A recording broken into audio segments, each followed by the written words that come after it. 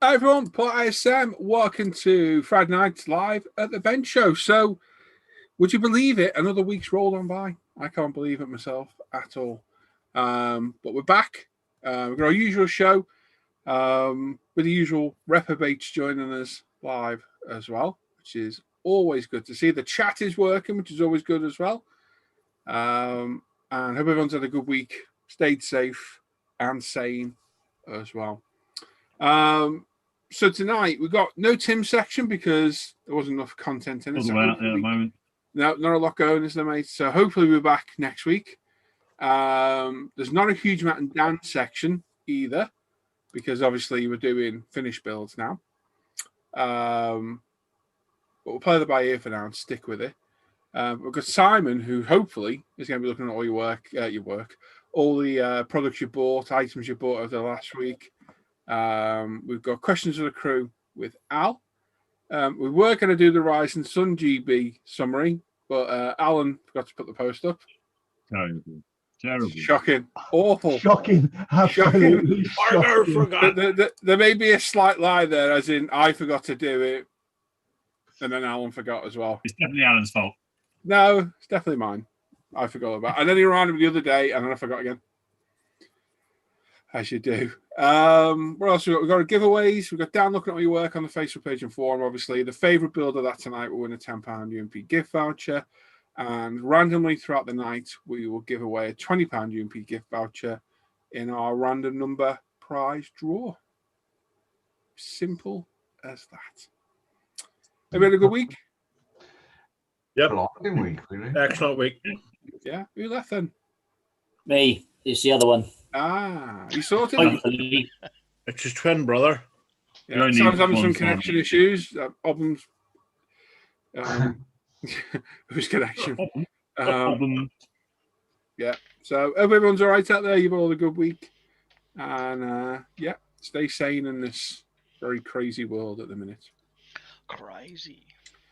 Right. Let me get the chat up. Where is it? It's over there. There it is. Move that across. Move that across. And there we go. If you're in the chat, you haven't said hello, say hello. Just make sure you give the feed a thumbs up as well. The quicker we get to 50 likes, the quicker we get on YouTube's recommended list, which is always good. And I've got plenty of comments there from everybody watching. Who wants to read the chat? I shall have a go. Oh, you're a star, Luke. I know. The brown rusty star, but he's a star. Yeah. That's what we got. Luke's the naughty star. The naughty star. Oh. Potentially. That's got legs, though, hasn't it? Well, yeah, but you keep telling me, be quiet, Tim, so I'm not doing. Yeah, but you and Dan are on the same level with me. As I was discussing before, I can kind of self-regulate it, and then I can tell you lot are thinking the same. Yeah. And now Luke's getting that way because Luke's starting to giggle and laugh at everything as well. Yeah. Yeah. Simon's the worst. He's the ringleader. Oh, Simon's proper bad for it. I wish he'd stopped adding me to that lamp lovers. I don't want to be a member of it, Simon. No, it's absolutely disgusting. All the drivers on page. I don't want to I'm be just trying to work out who forced it on me. Oh. Norman. That could take on a whole new meaning, couldn't it? Yeah. Tim. It was Tim. No means no. Just remember that. No means no. Me too. I nearly let my safe word out there. Uh-huh. So, yeah. If it's any consolation, I dropped my exhaust today on the video. Oh. Did you edit it? No, left it in. No, I literally dropped the resin exhaust Dan gave me and said it. I went, don't do that. It stinks. Anyway. Right, go on, Luke, over to you now. Right then, International Scale Modeler is first in the chat saying hello. Followed by Mr. Simon Shaw is saying good evening, peeps. Norman Dennison is there. Good evening, Screw Fiddlers. Richard Thomas is saying good evening. Brian Moran is saying hi, folks. Punisher 268, hello and afternoon all. Harry Marek is saying hello and good evening, one and all. Mr. Alan Parker is there saying evening, folks. Paul Christopher, good evening all. Patrick McGeever, good evening, everyone. Digsby James, hello. Trust you are all doing well. Not too bad, buddy. Brandon Drescher is saying evening, guys. And Martin Robke is saying afternoon to all. Hope all is well. Mr. Malcolm Plum is there saying evening all. Paul Christopher, he's already hit the like button. Yep, we've got 59 watching, 33 likes currently. So hit that button. You're getting there. We're getting there. Where did I get? Map 58 saying hello, Paul and crew, and everyone watching. Mr. Steve Partridge is there saying good evening, everyone. Hope you are all keeping well. And you too, buddy. Mark H0151, evening all. Hello. Mr. Andy Callis is there saying hello, savages. Hope everyone is doing well this Friday. Not bad.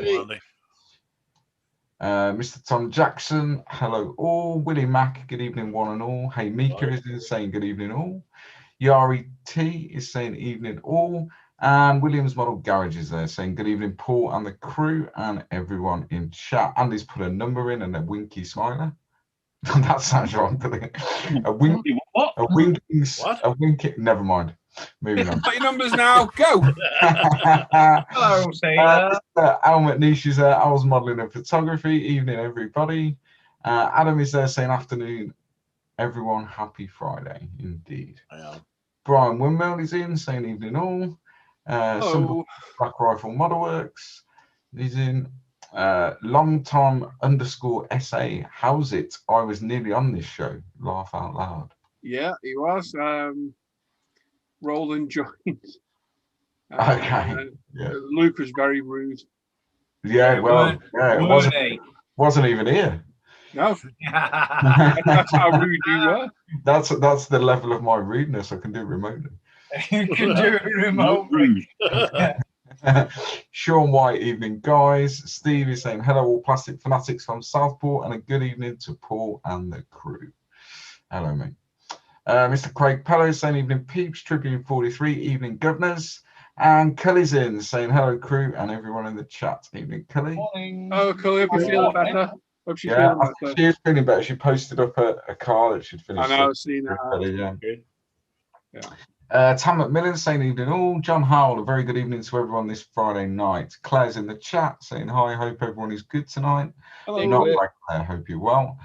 Mr. Adam Challenger is in. Challenger Scale Models. Yo, dudes. Some OAP called Jim Clark is saying hey ho. Hugh Gordon's in the chat saying evening, inmates. Hello. Mike Tynan, evening all. Thank F. Hope you are all well. I think he means thank F. It's Friday. I think that's where he's going with that. Simon Brown is saying good evening, you sexy gentlemen. You are absolutely watching the wrong show, dude. I'm in. He enters here for me. I've had to with the beard. I'm feeling sexy. I shaved my crap caterpillar off, if that's any. I thought you were going to say. Come and see. What? All of a sudden, Sam sat up. What? Is that what she called it now, the caterpillar? Yes. No, it's still called the tickler, but yeah. Well, play with feathers, you're going to get tickled. Moving on. Mr. Simon Down is saying good evening. Oh, I read that. Paul Morgan, evening all. And how's the arm, Al? Oh, what have you done, Al? What you done, Al? You're not pulled a muscle messing around with your erection, have you? Too much trumpet polishing. Yeah, oh, totally agree. You played the trumpet, Al. He's a very multi-talented man. Mr. Daniel Croak is in saying good evening, everyone. Hope you are all well, and you too, buddy. Robert Judson, good evening. Oh, good afternoon, live crew. Hello. Jeff Light, good evening, guys. Capri is saying morning from New Zealand. Good morning. Morning. Hello. Ed D, morning, gentlemen. I hope all is good across the pond. Not bad, mate. Gary, Mr. Ride the Wind. Evening, everyone from down south. And talking of down south, Timsdes London is there. London. I'm here, but no Winky. What are you doing? What? What are you doing? No, I meant the Oh, icon. The icon, yeah. Wrong. Gareth Reynolds is saying, good evening, all. Looking forward to the show. Andy Callis is asking Winky what? Okay. Exactly. Maybe it doesn't translate for America. Maybe it doesn't translate for America. We have to. No, maybe not. We have to maybe have to ask our resident American to make sure that it translates across the world. What does winky mean to you? Because they communicate in simplified English. Yeah, good point. Maybe we have to cut out a couple of letters for them. You're muted, Jim. Jim, you're muted. You're talking to yourself. Bloody goddamn pensioners. Damn it. What's AARP? Jim, what's AARP about? Wait a minute. Oh, he's written it down. Something Association of Retired People. It's a big organization over here, and I thought you were bagging on me because you were calling me a pensioner, so I decided to put the AARP up there. Okay. American Association of Retired People or something. You know when you sorry you asked something. Yeah. Winky could be, well, or related to a Teletubby, I guess. Hey, Aren't they? Isn't Winky one of the Teletubbies? Tinky Winky. Tinky Wink. Ah, fuck, I don't know. Oh.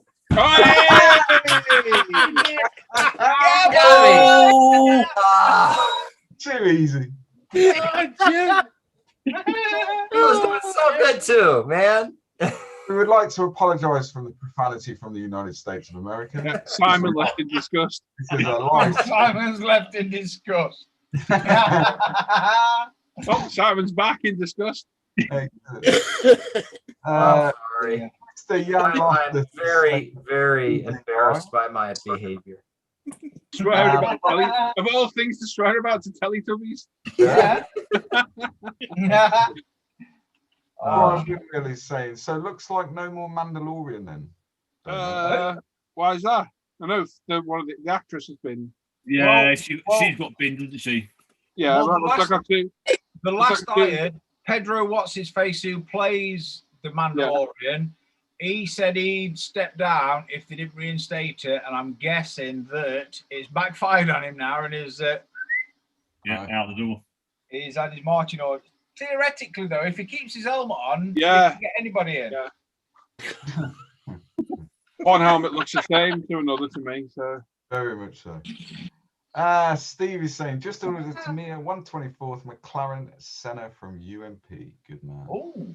And Banana Man's in. John Stone, evening one and all. Have a good show. Model on. hello, Banana Man. Mr. Ian Darthwaite is in, saying evening everyone. Dave Allen, evening all. Hello. Scale Models is saying, hi guys, feeling a bit sore as I was diagnosed with a torn shoulder ligament, but it won't stop my enthusiasm for the hobby. Stay safe, everyone. Alan's at his shoulder. Alan's at his shoulder. He's done nothing but it's been strange that before. Agony, that's right. He's not mentioned it much, so. You'll be okay come the 1st of March. D3CYTH3R. Look at that. Evening. What you to say? God, for a minute then, I thought Tim was holding out. And Gianluigi saying, good evening, everyone from Dublin. 2 pilot figures to paint tonight on the bench. BAE Sea Harrier FRS 148 scale and a Gloucester Gladiator Mark 1 in 72nd. Both are Airfix, and I'm using Humbrol colours tonight. How old's the baby, Tim? Oh, God, it's It must be nice for the baby to have someone of the same mental age around to talk to. I asked him that the other night, and he got quite confused. That's cool, man. What, the baby or Tim? The baby, not Tim. What? Tim confused? No. No, that's a fun thing. He's yawning. 3 months. Call me old Tim's a grandpa. Steve's in Totally Scale Models. Is Tim being a tinky winky wrinkly? Tim does many things in the privacy. I can try it. Tim wears many hats. I'm gonna do that. Andrew Callis is laughing. Everyone commenting on the F-bomb from across the pond. We do apologise for that disgusting behaviour. Yeah, disgusting, Jim. There's just no call for it. Oh. Hannah just messaged me saying she's watching a live feed. James heard it and he's disgusted. Yeah, like he hasn't heard that 10 times a day from you, Paul.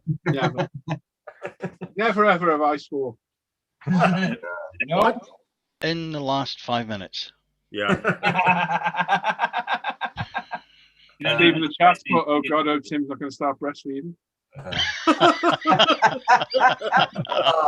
Steve, Hey, I'll Steve, tell you what. you do understand how it works, don't you, Steve? I'll pay 20 quid to see Tim breastfeeding live. Yeah, I'll pay 20 quid to not see it.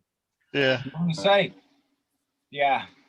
Brian Moran is commenting on the AARP. Daryl Masters is saying evening all. And I think that's it. You've read Steve's comment. Yeah, we're read today. Nice one, Luke.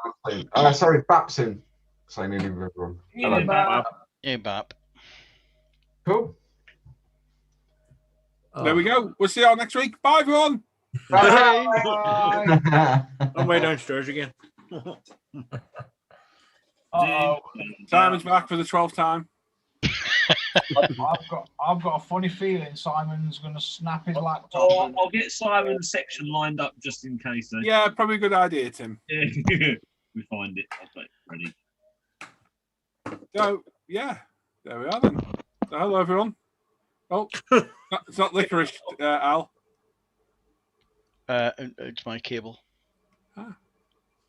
I'm just checking the power. Ah, excellent. It's fine. Good. I got the power. Oh, dear. Don't need it. Let's have a look at the little baby. Oh, he's taking him away. He's going to come in and have a look. Oh no! Bring it back, Bring Tim. it back. Literally about to put spotlight 10 to have a look at the little baby. Do a Michael Jackson. Drape it over balcony in the curtain. No, Dan, don't. Yeah, let's leave that comment well alone.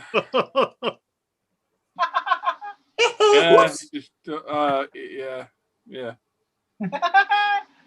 Oh, Anyway. dear. Right then. Over there. Let's mix it up. Dan, Hello. Ooh. let's whip your section out. I'll whip it. I can whip it. Whip it good. So I'm going to hand you over to Dan. He's going to look at all the work finished over on the Facebook page and forum. It might not say finished on a couple of things on the forum. Norm kindly pointed out that I was a fool and I may confuse people, so I fixed one and forgot the other.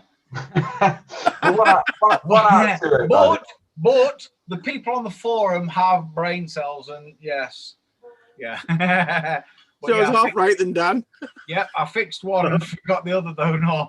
So Dan's going to show you your finished work over on the Facebook page and forum. Make a note of your favourite builds because you get to vote at the end. The build with the most votes will win a £10 UV gift voucher. Nice. There we go. Over to Dan. I'm mashing buttons. 1 second. There we are. There we go. That should be shearing. It is. Coolioski. Good evening, Stand by. everybody. This bit on the forum might take a while to get through. Yeah, it's a long one. Sit back and just relax. We need to fix your picture because we've got no idea what's going on with that. Which picture? What we want now? Well, look at your picture. Oh yeah, that bit. I did the one for Facebook and I forgot to do that one. I'll fix it for next week. Don't panic. We'll get it right one day. Yeah, one day maybe. One day. We'll start on the forum as always with your finished work this week. It'll take down half an hour to scroll down that picture, but we'll get there. The first one out the gate this evening is Stokesy44. And he says this is his 1/18th scale flak 36 88mm gun by I Love Kit, formerly Merit. That's random. We'll do another one called I Love Lamp. Is painted it with ultimate. Simon, No one's echoing. Simon, I think.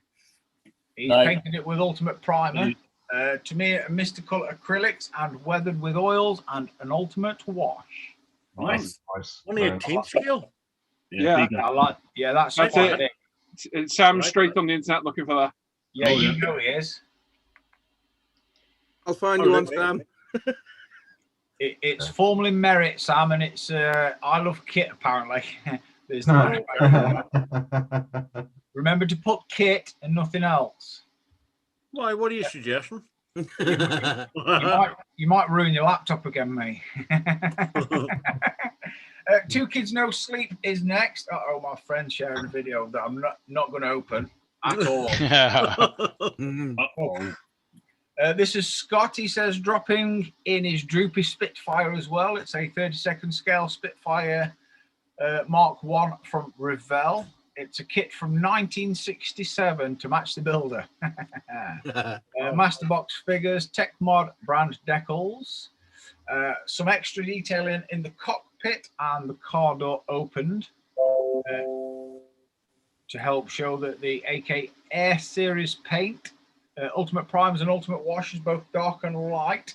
She has lost a port main landing gear and a tail wheel, and the pilot is clearly trying to explain just how heroically that happened, and the dog is not buying the story.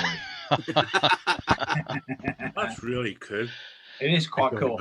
And weirdly, that dog right there looks like Scott's dog. Yeah, Bernie's mountain dog. Well, Makita. A Japanese Makita. Nice one, stop. Oh dear. This is Hey Mika. He says, hello all. This post is to keep the forum alive. Good man. First, car windows. There are two reasons why they are bad. Official reason is now he's a master of weathering frosty windows. And the unofficial is that he made a mistake and lesson learned and they don't fix it. And that lesson is don't spray clear coat over your windows. Yes. Yeah. And this is a Tamiya Peugeot 206 WRC in 24th scale, no primer. Paint is some white, no name rattle can. Paint and car lacquer rattle can. Cool. That's nice. Nice.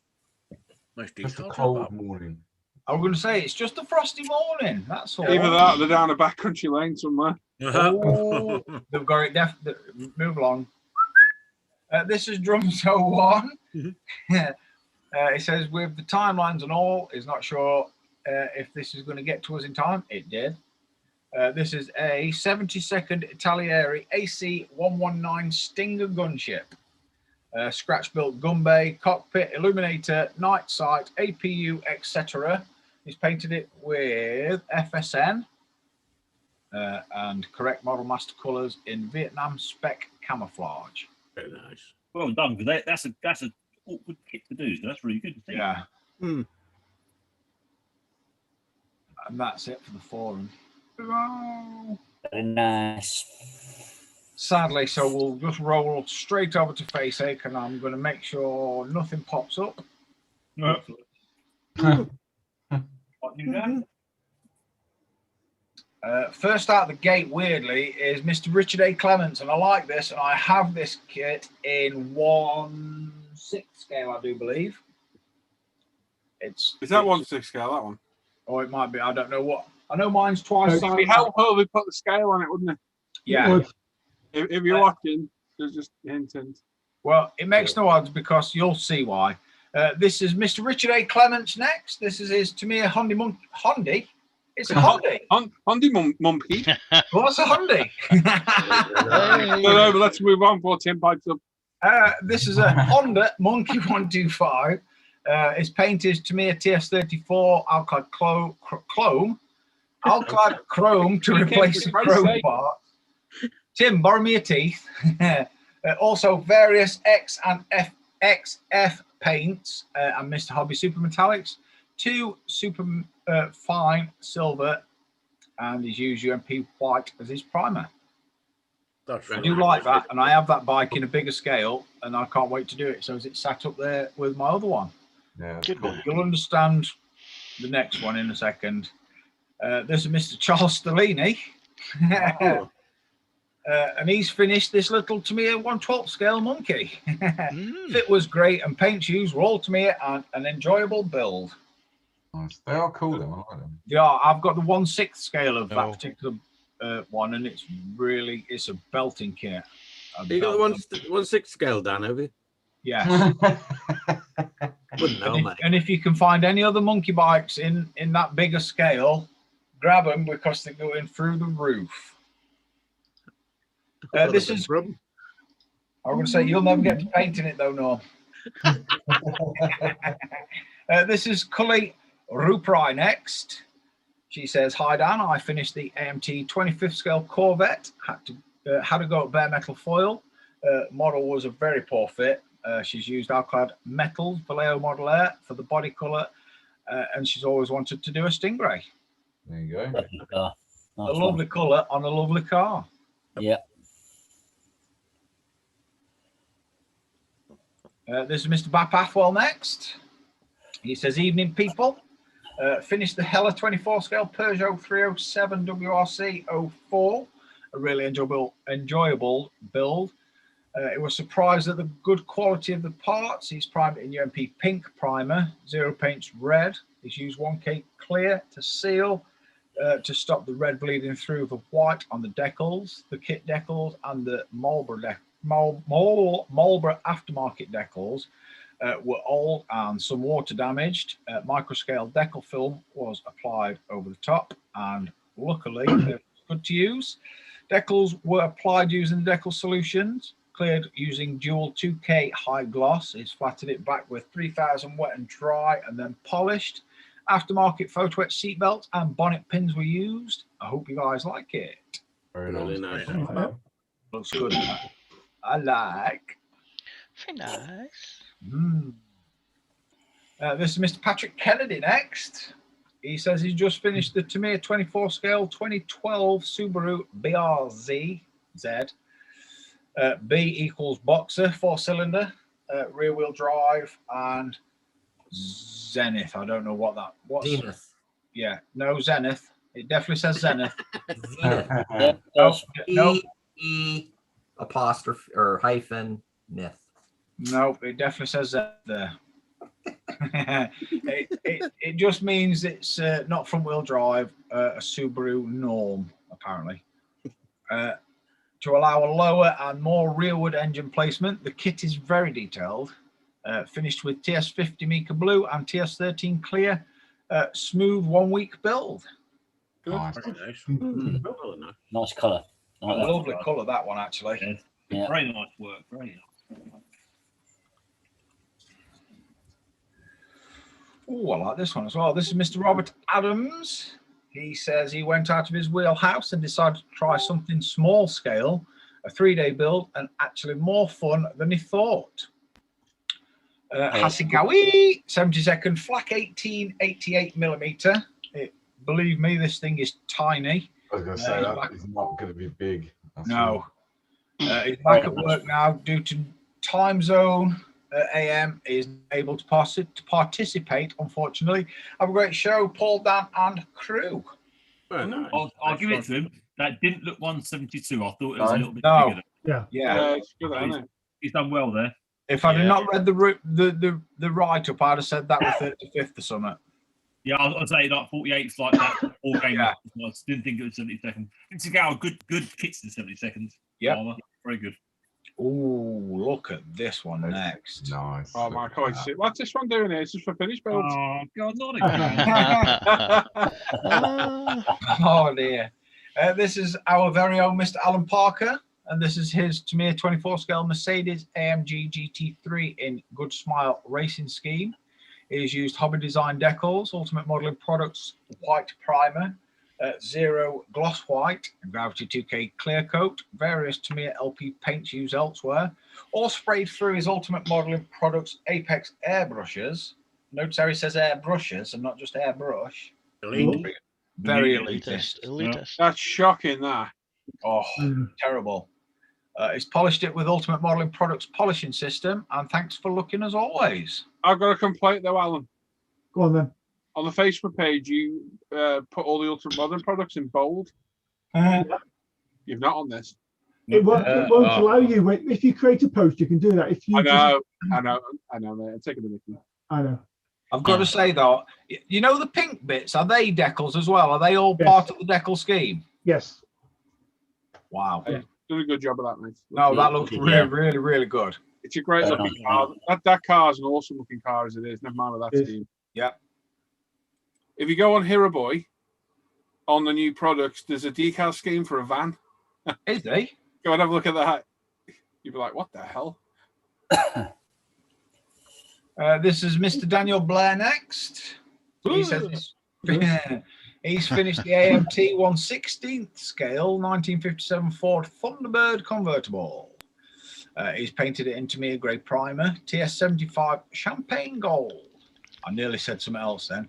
And cleared with Model Masters clear. He's used a paint pen on the raised lettering on the tyres. This kit is a fine kit if you want to focus on getting the body really straight and displaying it on a shelf. Have a good Friday. Very nice. Very nice. Yeah. Yeah. I like that a lot. Ooh, NASA's doing some on YouTube. Move along. Oh, I like this one as well. Mr. Ian Douthwaite. This is for his International Scale Modeler rally car group build. It's a Tamiya Audi Quattro. It's a rally. It's a GR4 in 24 scale. He's used Reggie Decals, 1981 Rally Monte Carlo M Mouton. He's primed in UMP grey, painted in Halford semi-gloss black, all through his Apex airbrush. First completed model in 18 months, was supposed to be an out-the-box build. Good news, it has got him back to building again, but definitely not his best work. It fought him a bit. Old kit with warped body and knackered decals. Good from far, but far from good. Good to me. Nice one, Ian. Nothing wrong with that. Nothing wrong with that. Shell and Mouton's car. Ah. A bit of tackle on our day. This is Mr. Dan Croak next. He says I this week. really want a real one of these. A real one? I have no use. I'll buy your model kit to build. Yeah, I have no use for it whatsoever. It'd be a complete waste. But Well, if you're buying one, buy the Raptor. At least you've got 700 horses at your disposal. Then, you know, buy a proper one. Don't buy one of them lame 2.2 efforts because they're just pants. Would you not get one of those on lease then? Yeah, I could too. You couldn't get one round the corner, man, on lease. Oh no! Oh dear. Let's get back to Mr. Dan Croak. He says this week he's finished the Revell 25th scale Ford F-150 Raptor. He's primed with EMP grey, base coat of Revell Aqua 50 light blue gloss. His clear coat is Pro Range 2K, and the wheels were painted with Ammo MIG polished metal. Very nice. I like that. I like that a lot. Yeah. That's nice. I like his interior, but I like his black bed lining, weirdly. His rear end. Yeah, I like it. Move along. Yeah, move on. Move along. This is Mr. Chris Pilling. This is Chris. First kit finished in 21. It's a Revell Audi R8 in 24th scale, painted in Zero Audi Ibis White or Ibis with Tamiya X17 Pink. All other paints with Vallejo Model Air. Clear coat is Zero Clear Lacquer. This kit is one for his wife. She's always wanted an R8. Pink might not be to everyone's taste. He's gone for a smoked rear lights and a debadged deckled look. That's good. I love an R8. I would love an R8 in real life. His kit has a few issues, but overall it came out well. Have a good weekend, everyone. They are very, very nice cars. Go on, Tim's Party Midlife Crisis. I will say, for a wide-shouldered person, you will not fit in the seats. That's all. Yeah. Crowbar and a jar of Vaseline for me to get my backside in that. I did Vaseline. That sounds like a good Saturday night to me. I was going to say, that sounds like you're pulling up in a lay-by somewhere. But I did 3 laps of Donington in an R8 V10 version, and I couldn't wait. I love the car, but I couldn't wait to get out because it was killing me. Yeah? Yeah, it pinched my shoulders unbelievably. The seat was just too tiny. I'm not a big fella. Well, I am a big fella now, but back then when I was 40, my shoulders are quite wide and the seats come in at the top, and it just, I didn't feel comfortable, especially when I picked up a cone on one of the corners and dragged it for about 300 yards. The instructor weren't overly impressed. Let's just say that. Anyway, Mr. Douglas Weir is next. He says, evening, Dan and crew. Another one finished, which completes his entry to the Rally Kart group build. The kit is a 24 scale Tamiya Ford Focus WRC. Is used UMP white primer. His base coat is Zero Paint Brilliant White and Tamiya LP50 Bright Red. The clear is Gravity Spain 2K Gloss. Is used UMP Decals Solutions and UMP Polishing System. The front grille badge is from a set he bought from Model Works, and he's working on printing a set of nameplates for the rear windows as the kit set didn't include these. Thanks for looking as always. Nice. Job. Very nice. I like that. The red looks so deep as well, doesn't it? Can I also just say, and it's a bit controversial, I do prefer the higher lighted shots. Like that one. While I enjoy and do appreciate Douglas's photography, it's beautiful. Yeah. I think the darker shots don't do the model justice. I think this shows this beautiful. Yeah, that's really well. That's really well photoed.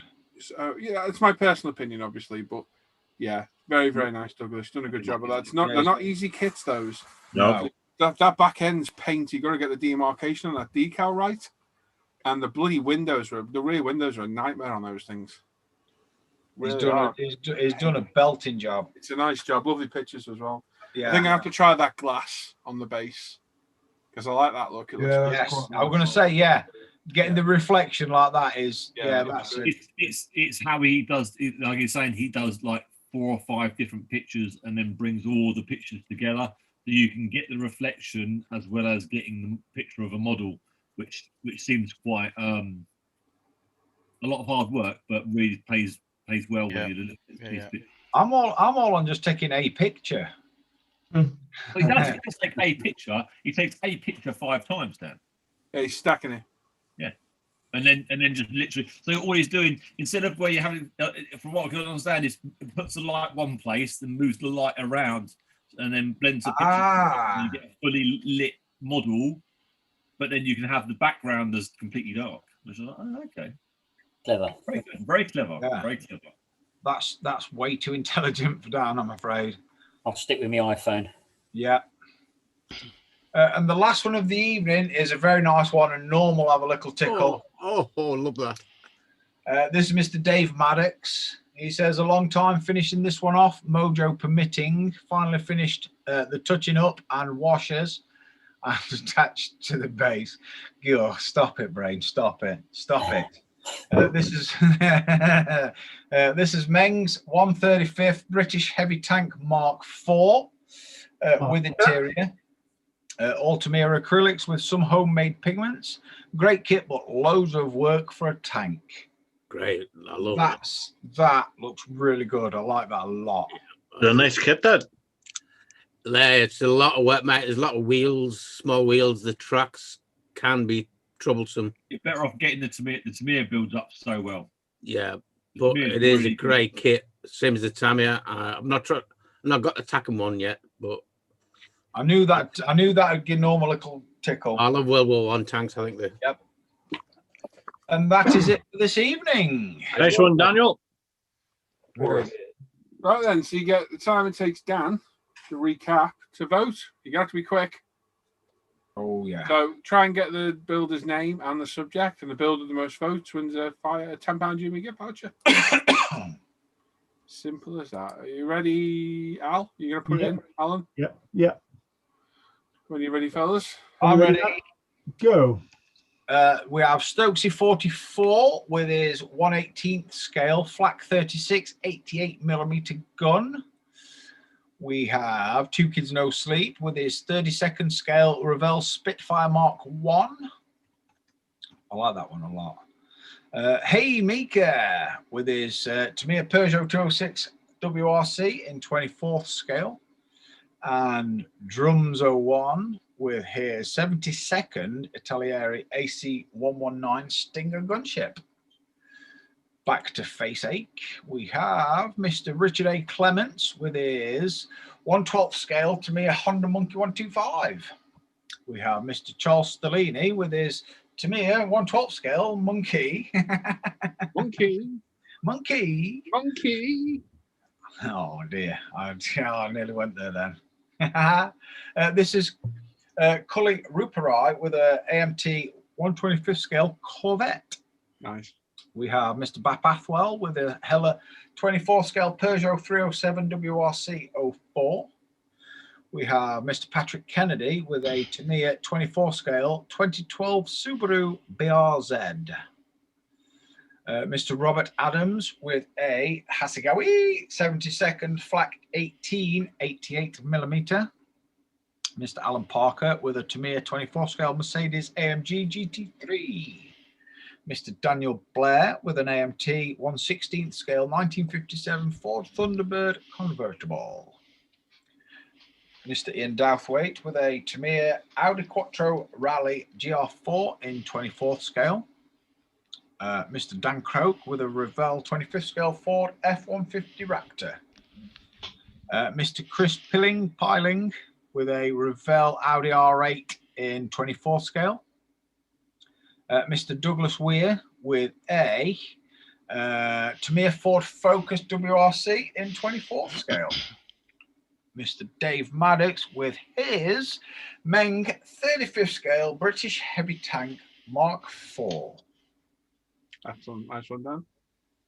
There we go. So we can close the voting. Yeah, I've done that. Nice one, Dan. Well done, mate. Thank you. It's a bit easier now, isn't it? Oh, yes. we were discussing it this afternoon, just why Alan's totting up.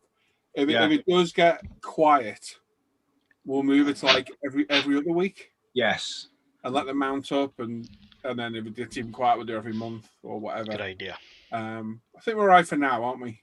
Yeah, definitely. Yeah. Well, it starts going a bit quieter because, like we were saying, when people all start to go back to work, yes, quieten down a little bit. Oh, hang on, Doug's saying, Paul, the base is a gloss white kitchen unit and board. Oh, right, okay, gives a nice. I was thinking, looking at that, I'll tell you what you could use as well. So you know when you buy certain furniture, bedroom furniture from IKEA. Easy Tiger. Buy like the off-white glass top. Yeah. Ah, yes. That would work. And you could get one in. So for the sets of drawers I've got, they're probably what, 40 centimeters square. So it'd fit in a photo booth. Yeah, I'll have to try. So I do like that look. I did that the other week, didn't I, Alan? I put the model on top of that plastic box, didn't I? Yeah. Did that, man, didn't it? It did look good. That was bad. You went a bit scouse then. Hey. Hey. It's been going round, it's been wearing off. At least it hasn't been rubbing off. Right, there's a few votes there. We're out of time, but there we go. So that's how it is. Right then, Sam, you're up first today. I would say Douglas's Focus. Douglas's Focus. Okay. Jim? Same, yeah. Okay. That's beautiful. Norm? As much as I love that tank and that, and as much as I love ribbing somebody, I've got to say your Mercedes, mate. I really like that one. Okay, thank you. Al? I'm going to have to go for Robert Adams Flak 18. Robert Adams Flak 18. Okay. Simon? Oh, God, as much as I hate to say this, it's got to be your GT3. Those checks better clear. It's all right. He promised the check was in the post, so that's all right. Did you say me then? I did, Paul, yeah. It's going to have to be your GT3, mate. I saw the amount of work you put into that. Yeah, exactly. And thank you. It's nice to see you finally do a decent model. Yes. Okay, then Luke. You know what? Just again, because of the amount of work that's gone into it, you know, the overall finish wasn't the best, but I'm going to say your GT3. Oh, look at what he's done. Thank you. Tim?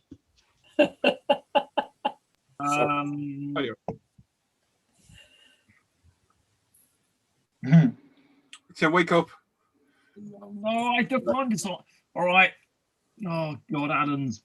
Oh, yeah, quite good, isn't it? Does anyone else get the impression Tim's not been watching? No, I've been watching. And he's quickly scrolling down the page. I had your one. I had Bats and the what was the other one? No, then the other one I've forgotten. But yeah, I've been paying attention. Thank you very much. All the time. This sounds a bit sketchy. Whilst trying to do things at the same time. Should we come back to Tim? Yeah. I didn't think it. I said Edmunds. For me, it is Stokesy 44 with his 1/18th scale flak 36. If we're honest, they're all worthy of being winners. So they are, to be fair. Yeah. What's that, Norman? You'll donate a £10 prize for all of them? Well, that's very generous. Yeah. What was your choice? Sorry, Tim? Yours. You're picking mine. You sure? Do you want to pick somebody else's? Nope. I told you. For a friend. At the beginning, but no one listens. No one. Here's somebody coughing. Yeah. It just leaves me.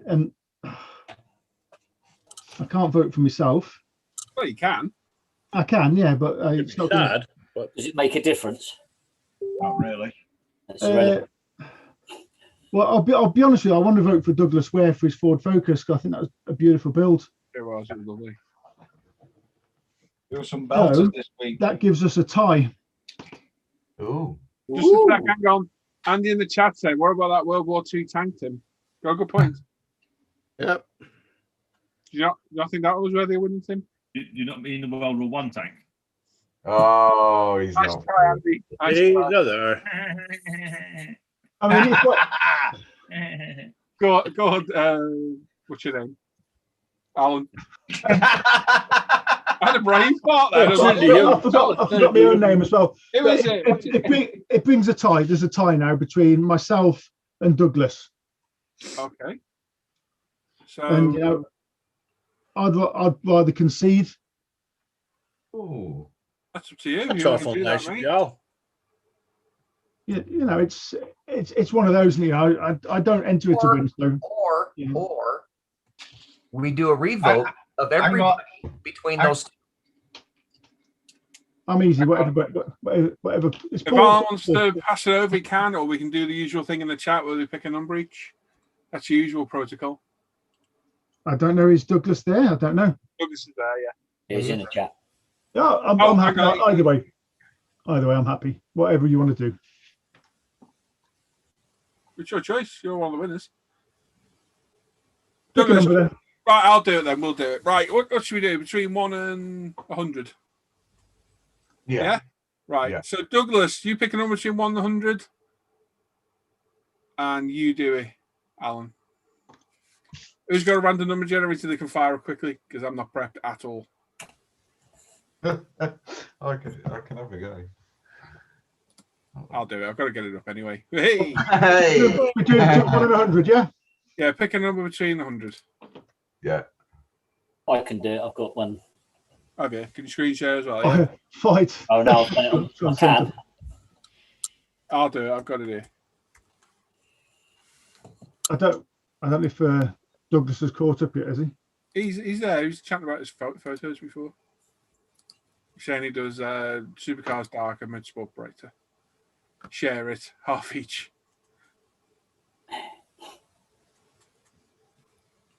Well, it depends what he wants to do with his half. I know what I'd do with my half. Paul's pick number 34. That's very generous of you, Paul.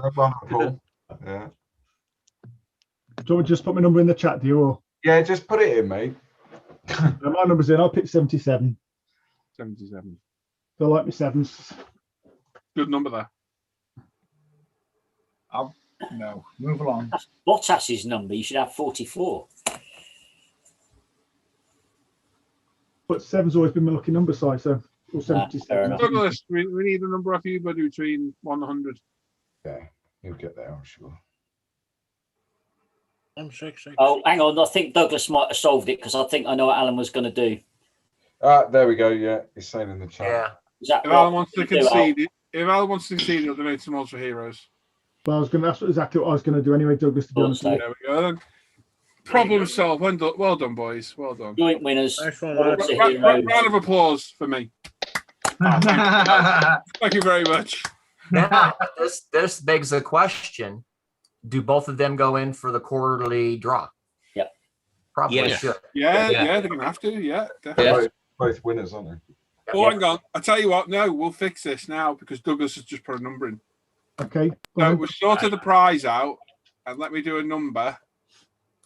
Do I have to screen share? Can you set me word on it now? I'll screen share for clarity. Transparency is the word I'm looking for. Is that sharing? Yep. It is. Do you see the 100 there? Yeah. Yeah. Right, I'm going to click it. 22. So Douglas gets it. Douglas it is then. It just keeps it on board with the 12 winners a year then. We don't end up with too many. That's all. Yeah. Okay, you happy with that? I'm happy with that, yeah. Yeah. Well done, Douglas. Well done. Well done, both of you. Both very well. Everyone deserves to win that tonight. It was some Yeah, phenomenal. it's good. Yeah. If Neely could afford it, I give every single one of you a £10 voucher. I would, but I can't. Fair enough. Yeah, quite happily. But you can send hair through the post, though. Norman nearly choked on whatever he were drinking.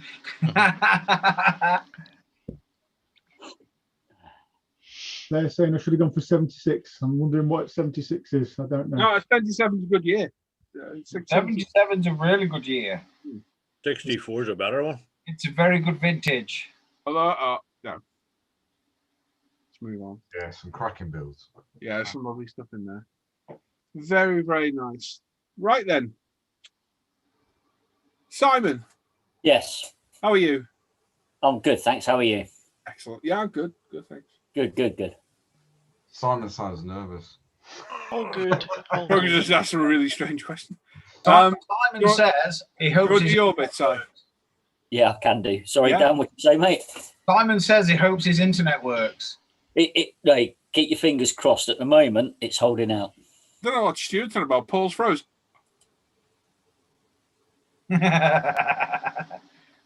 It looks like the 1977 comeback from Mr. Elvis Presley there. Charge me for about if I want my comeback. Oh, God. Oh dear, I'm going to stop now because I'm going to get myself into trouble. There. Right, I'm going to hand over to Alan. Tim, what are you doing? Is that leveling thinner? Look like bleach. Oh, yeah. Yeah, cool. Uh-huh. No, I disagree. What are you doing with that, Tim? I can lip read, but Oh, not. he's funny, isn't he? He's funny. Yeah. I can lip. I'm good at lip reading, but that was crap. Yeah. That's like badly done. This is like a flashback to the other day. We did exactly the same thing for about 3 minutes with Tim. How we laughed, eh? Is that leveling thinner, Tim? No, it's just deionized water. Ah, I was going to say the bottle looked huge. 5 litre, isn't it? No, 2.5 litres, sorry. 2.5. What's the ionized water for, Timothy? Just for water. Ah, Getting those horrible little white lumps at the bottom of the when you leave water standing for a while, doesn't it? Whether that can build up in. my water normally lays down, mate. It don't stand. No. Unless you freeze it. Unless Right, Simon, when you're ready. Oh, sorry. I thought you said you were handing over to Alan. That's what I thought. What you just handed over to me for? Oh, okay, Alan. Yes. Knock yourself out, wherever you want to show Yes. us. So here's Simon to do his section, folks. Thank you. Simon, what are you waiting for? Come on. Oh, dear. So I'm going to hand you over to Dan, who's going to introduce Simon, who's now going to go through everything we've been buying through the week. Hopefully, Simon can keep his filthy doings off the screen while we're doing this. Oh, it is. That'd be lovely. Turned into sexual deviance over the last couple of weeks. We're quite shocked, to be honest. Yeah. Especially the things he was showing us on eBay yesterday. Absolutely disgusting. Oh, it was shocking, wasn't it? Yeah. Right. And hopefully, Well, Tim, three. you're paying attention in case my internet cuts out. Yes. I'm always paying attention. Good man. That's what Okay. to vote for. Hang on a minute. I'm just doing something. Scroll down the page. Have a quick look. Oh, dear. Right then. First up this week, we have myself with a couple of eBay bargains. First up, a Lotus 99T Honda in 124th from Tamiya. Nice. And a Leighton House CG 901B from Fleabay as well. Cool, that, isn't it? Nice. It's a lovely Is car. that an Adrian Newey car, that one? I It think? is, yes. One of his first ones. One of the smallest cockpits in a Formula One car, is that? Yeah, Sorry, he really made them tight, didn't he? Really Yeah. tight fitting cockpit. No. Aren't I? I think it was also the forerunner to the Williams FW 14 or something like that. Hmm. At the time. Okay. When they poached Adrian Newey, he took some of the design with him. Right.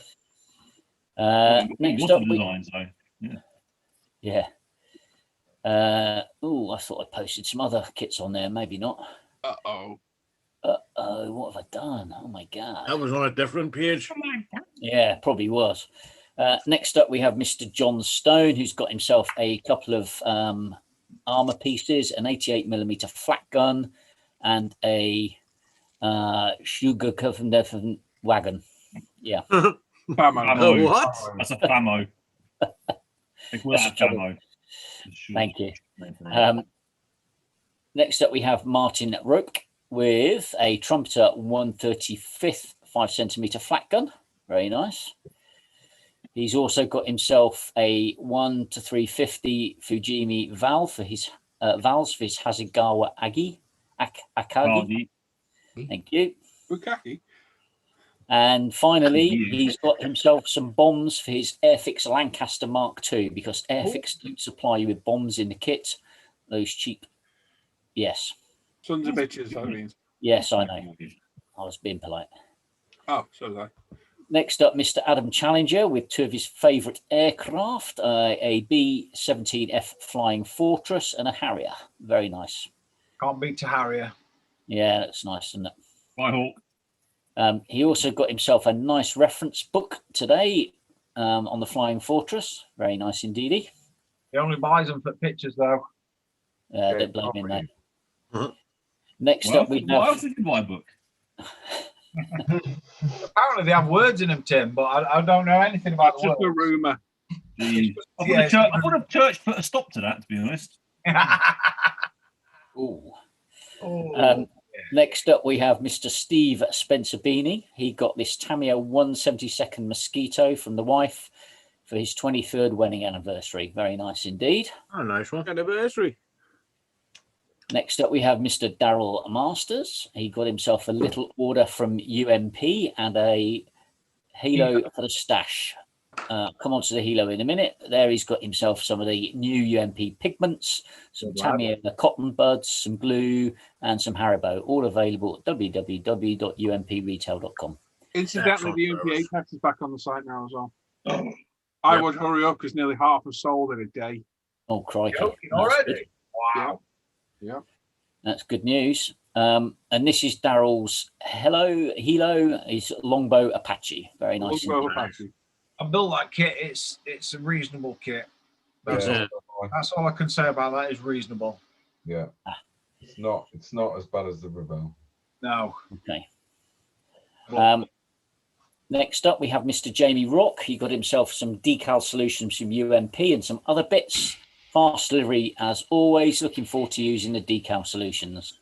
Good man. Excellent. Next up, we have Sean White, who picked up a couple of hobby design detail upsets and a couple of other detail parts and some additional decal schemes.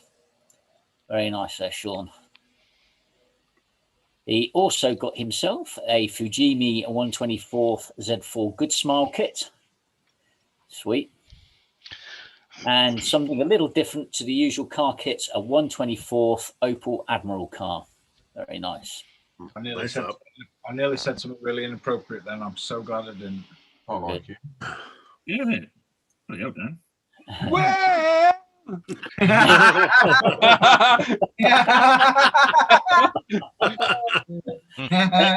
Next up. Oh, God. please, God, stop at the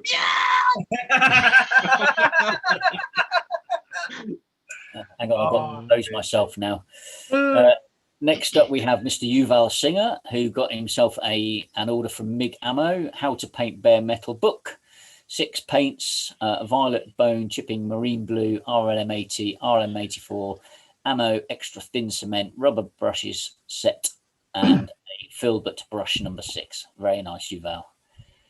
Not with the bone. Next up, we have a Mr. Alan Parker, who got himself a few F1 kits this week as well. All Tamiya and all 120th. He got himself a Lotus 107B. That's a pretty car, isn't it? Yeah. The Benetton Ford B188. That's a nice one as well.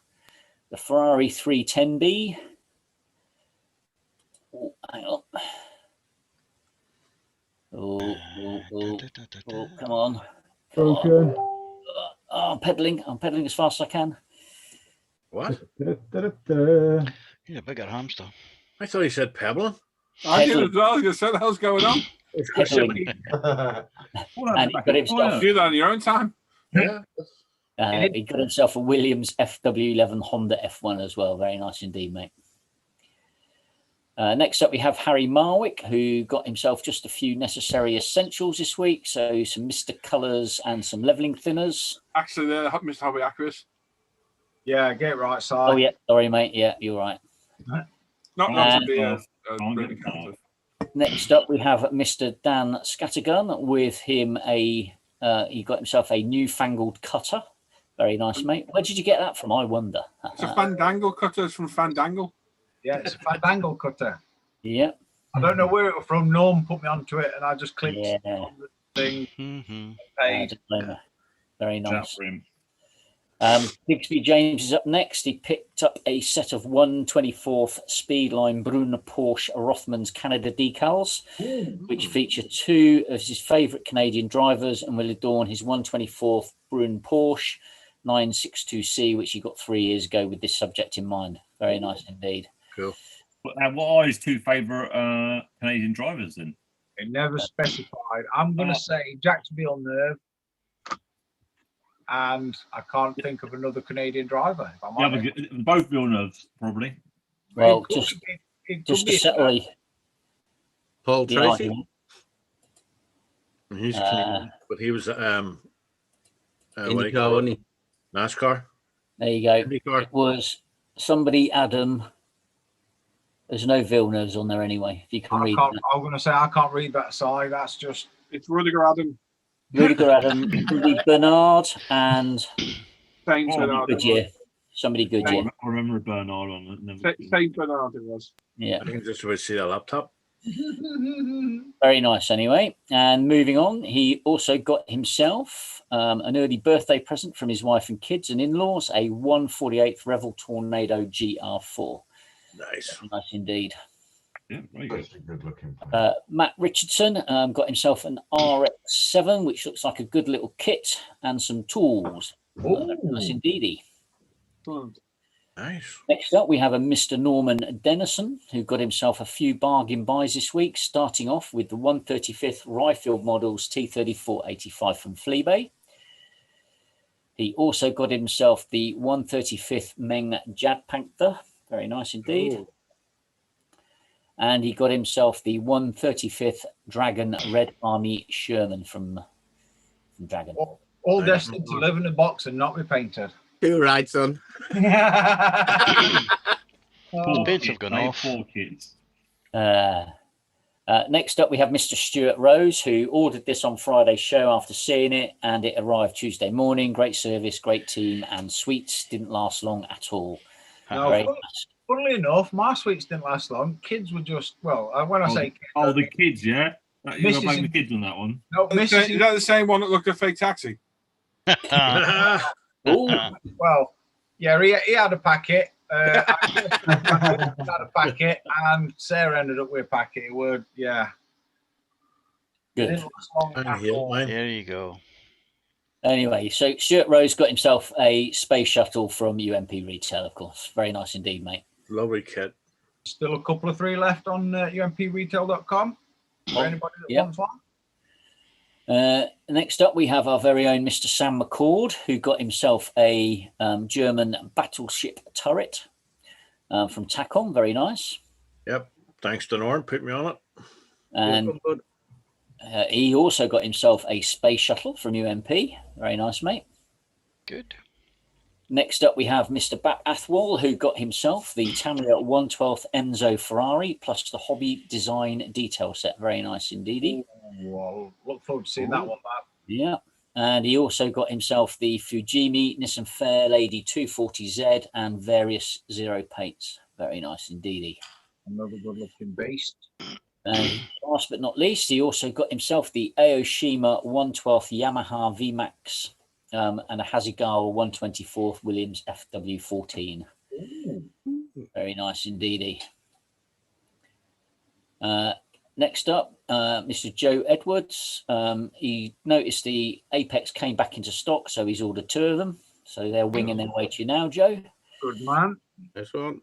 And he also got himself some Mr. Aqueous paints and some AK paints and metals. Very nice indeed. Metals? Yeah. Metal. Oh, metals. What is metal? They're quite metals. Oh, dear. Anyway, next up, we have Mr. Matty J. Jackson. He got himself the 112th Tamiya Kawasaki Ninja ZXRR from UMP Retail, which arrived stupidly fast. Great service. It is great service. It is. It always is fast and furious. Next up, we have Mr. Mike Tynan, who got himself some cleaner, paints, and other goodies from umpretail.com. Very nice, Mike. He got himself a gorgeous 120th Tamiya Fit 131 Abarth from UMP Retail, and also the Studio 27 decals for a 120th Jordan 191. Nice one, Mike. Gorgeous. That is a good looking car, that I must say. Yeah. When it went on UMP site, I were very close. I'm still close to getting that one, actually. I quite like it. It looks It's tempting, isn't it? Very nice. It likes you, Dan, so you better crack on. I know. Yeah. Next up, we have Mr. Mike Tynan, who got himself, Mike Still got himself some carbon fiber decal sets and photo etch for the Lancia 037, blades for his Tamiya knife, and Tamiya engraving blades and holder from Spot. Very nice, mate. And he got himself. Mike's been busy, hasn't he? Hey? Yeah. Mike's been busy. Oh, he has. He's replaced Sam this week. I think he's been doing some overtime at work. Must have. Yeah. Or something else. Overtime. Let's leave it. Let's just leave it there, Dan. Leave it there. He's an online gigolo. That's what he is. Oh, that's why I said leave it there. Mike also got himself. Oh, behave. No point being boring life. He also got himself a 124th Tamiya Peugeot 206. Oh, for sure. Paints and some wiring from his local hobby shop. Very nice, mate. A Hasegawa 124th Lancia Delta Intragali Repsol. Very nice. Damn you, Mike. That's one I want. Yep. Very nice. Nice start. A Williams FW13. Ooh. Very nice. And a McLaren MP44, both of those Tamiya 120th. A 124th Mitsubishi Lancer 5 and a Lancer kidney. Yeah. A leg. Yeah, and I feel great about it.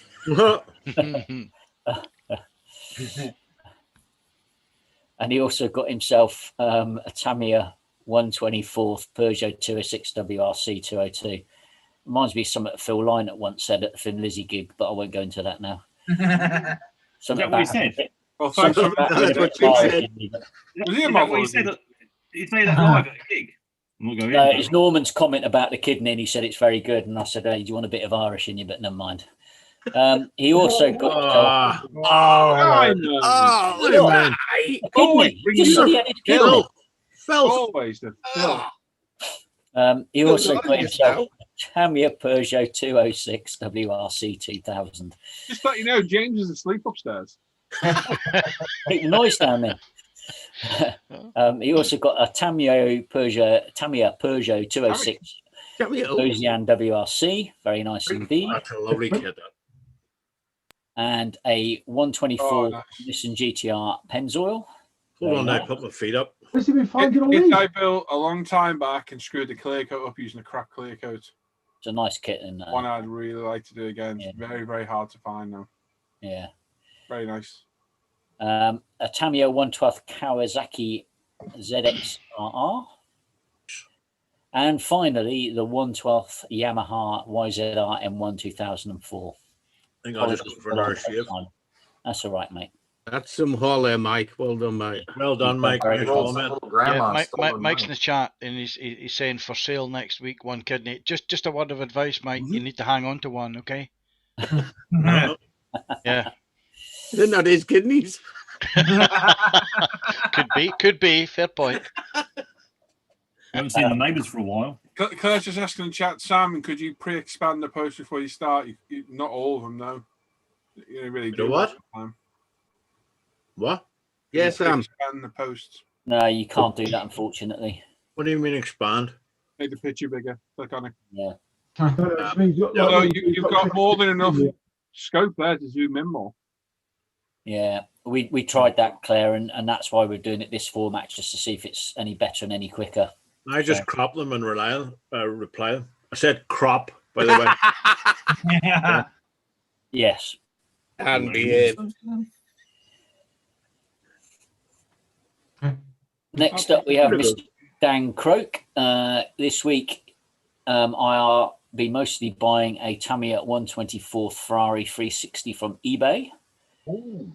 Also, some HB logo decals by Reggie Decals and Mustang GT4 decals from SK. Very nice. Very nice.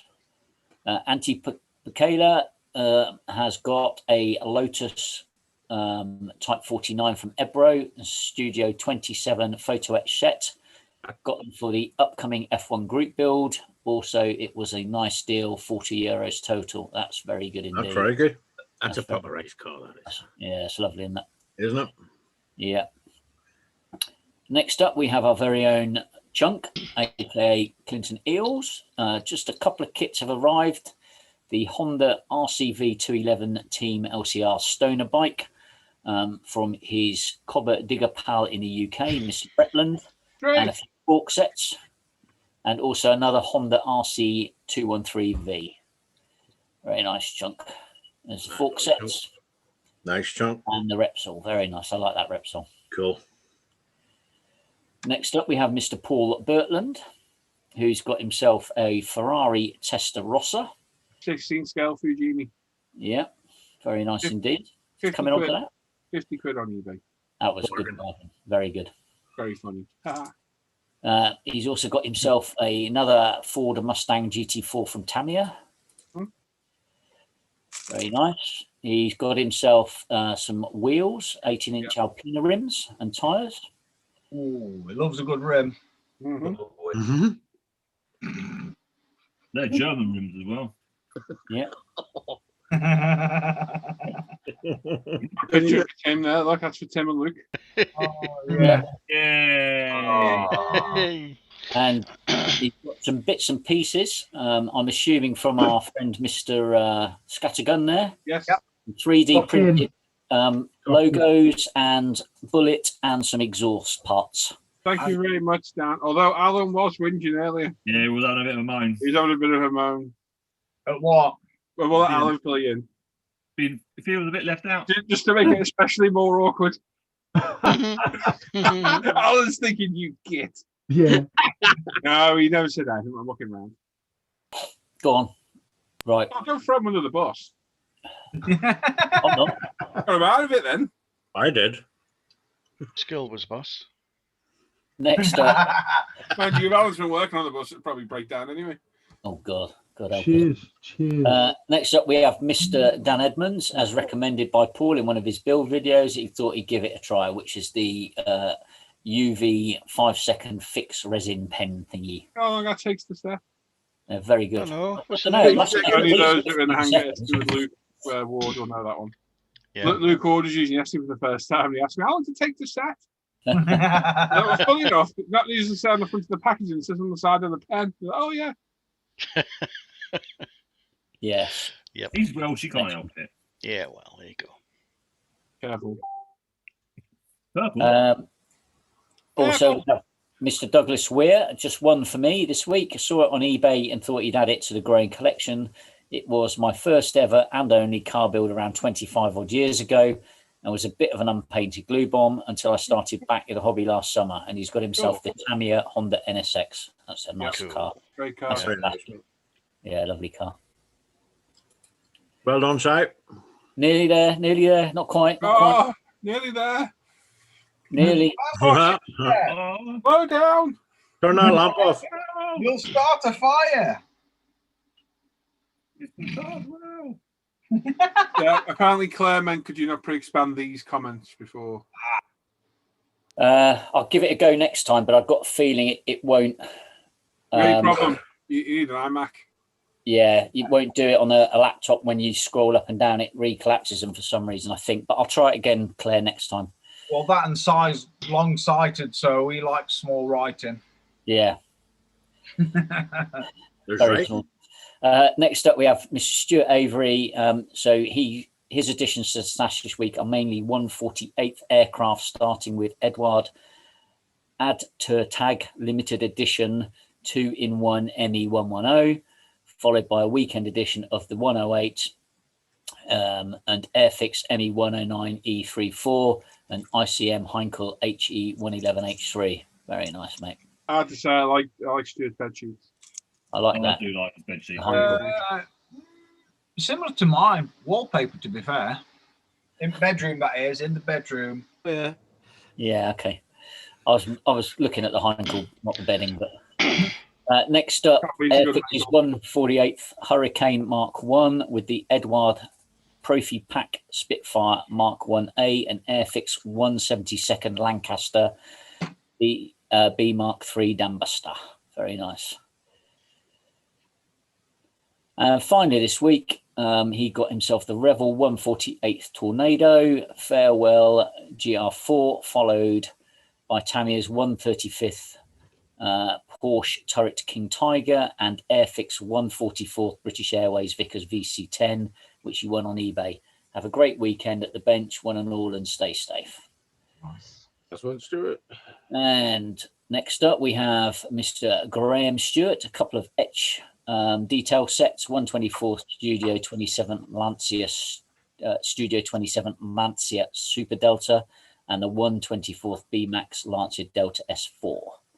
Very nice. Dave Watts, just a little one to add to the stash, the Revel 112 Mercedes 300 SLK. I was looking at that myself because although it says new on the box, it's a 1960s mold or something crazy. Yeah. All right. I was like, nah. Nice looking car, that though. I'll pass. Beautiful car, yeah. Next up, we have our very own Mr. Al McNeish. He's got himself a litre of IPA.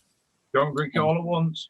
It dilutes nicely. I mean, he's already halfway through it. Put water in there. And a 148th Hobbycraft Sea Fury for my Aircraft What Were Lozzie project. Nice win from Veteranus on Wednesday. Nice one, mate. Nice one out. For me, the star of that's that buffer.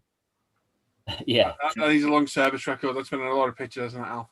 it has indeed. Doing well, Al. You're doing well. It's actually the same one, believe it or not. I can well believe it. Just stunt sander. I have them too. And I did say stunt. Yes, you did. Next up, we have Mr. Timothy Ivert, who got himself the Top Studio Radiator Detail Set for his FW14B in 1/12. Very nice. Nice one, Tim. And he got me a G unit. Very nice indeed. Unit. Okay. 104G. And that is it. Well done. Again, well done, Si. Right, Well, so start your votes in the chat. You get to pick the most favourite build of the week. Or purchase of the week, sorry, my bad. That's too good a make. Who's in the chat, River Cat and Andy, saying it's not a glue. Do you get UV activated resin? Well, you glue things with it, so it's a glue. If it sticks things together, it's a glue. Yeah. We were having a conversation about this before we went live about things sticking. It could be, couldn't it? If you're happy and you know it, clap your hands. Yeah. That's the one. Okie dokie. Just taught Lucy out last week. Hey, fun.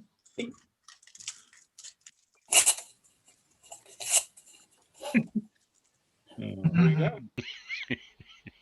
Danny, Yeah, Danny. Mike, if you get stuck on that glue, give me a shout, mate. Yeah. I'm not going to help you. You just shout me. Just shout me, you laugh. Just shout me and we'll laugh at you. Yeah. And Andy Carter start the numbers, so go. No. Andy donating the prize, is he? Well done, Andy. That's how much he's donating. 435 quid. That's pretty generous. Oh, cool. No. 435 Very T. generous, man. Oh. Teeth. I could do with them, Andy. That's his only commodity at the minute, teeth. Fair enough. Could we fit in this evening a small section called Luke's Mental Helping Out Tim's Random Question Time? Oh, yeah, let. What? Tim has an issue when he's got something stuck. Well, no. Thought I heard the Hoover sound a bit iffy before. Right, come on. What are you on about? For the last 2 days, this eye keeps twitching. Like when you've got a bad starter in one of these strip lights and it flickers. So you can feel your eye twitching. Yeah. Can't that be like low iron or something silly? Yeah, it can be. Yeah.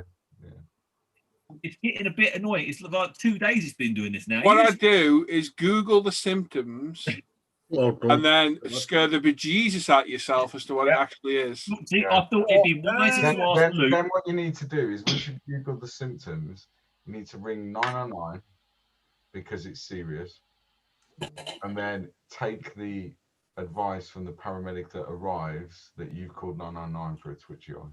Okay. Did I not go direct to the source? I've got a different kind of twitchy eye.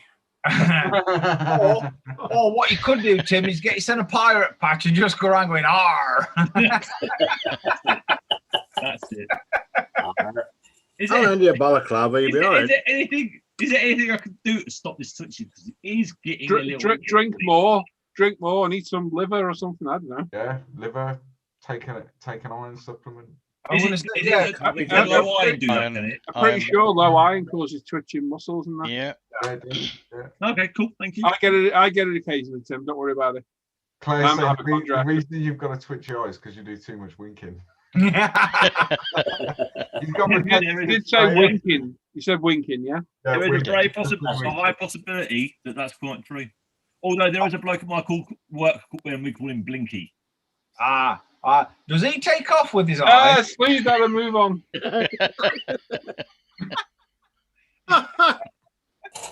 Tim's turned into Blinky. Yeah, Daryl's right as well. Get an eye test. God damn, you're getting worse. Yeah, get an eye test. Hey? Have you had an eye test in your life yet? Yeah, recently. Not recently, actually, no. Well, how long ago? Probably a good couple of years ago now. Yeah, I thought that was last week then. You'll be surprised. Well, a couple of years is only 72 weeks to 10. So. that was quick mental arithmetic in my head. Yeah, it was. Yeah, well done. And Punisher 268 says you're constipated. That's why it's Could be. Look, Tom Jackson says Tim turned into Inspector Dreyfus. Well, like Inspector Clouseau. Inspector Clouseau. Boom. Hang on, I thought you Valerie then for a second. Hey. Tim's a winker, if you know him well. Yeah. Yes. He's good. You try a sauce in Ireland, must be someone that has it. I got off eBay, Mike. There's a good chance they'll post it off eBay, mate. The links in funny enough, the description of all the online videos. Really? Oh, Chunk's just woke up. Thanks for joining us at last, Chunk. Yeah. 7:30 in Oz, and he's just getting up now, the lazy git. That's the end of the show, folks. Yeah, see you later, everyone. Bye. I don't think we're actually far being done, to be honest. We've not much more to do, have we? Really. Did Alan let us down? Yeah, Are what? you picking on me? Yes.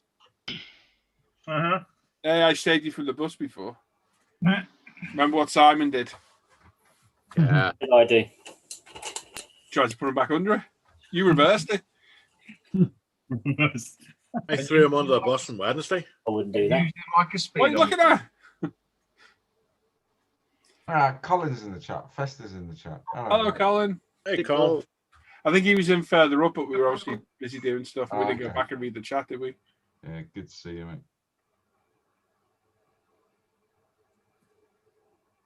Had no internet. Yeah. Of course didn't. Whatever. Yeah, Course it must have didn't. been the heat, eh? Yeah.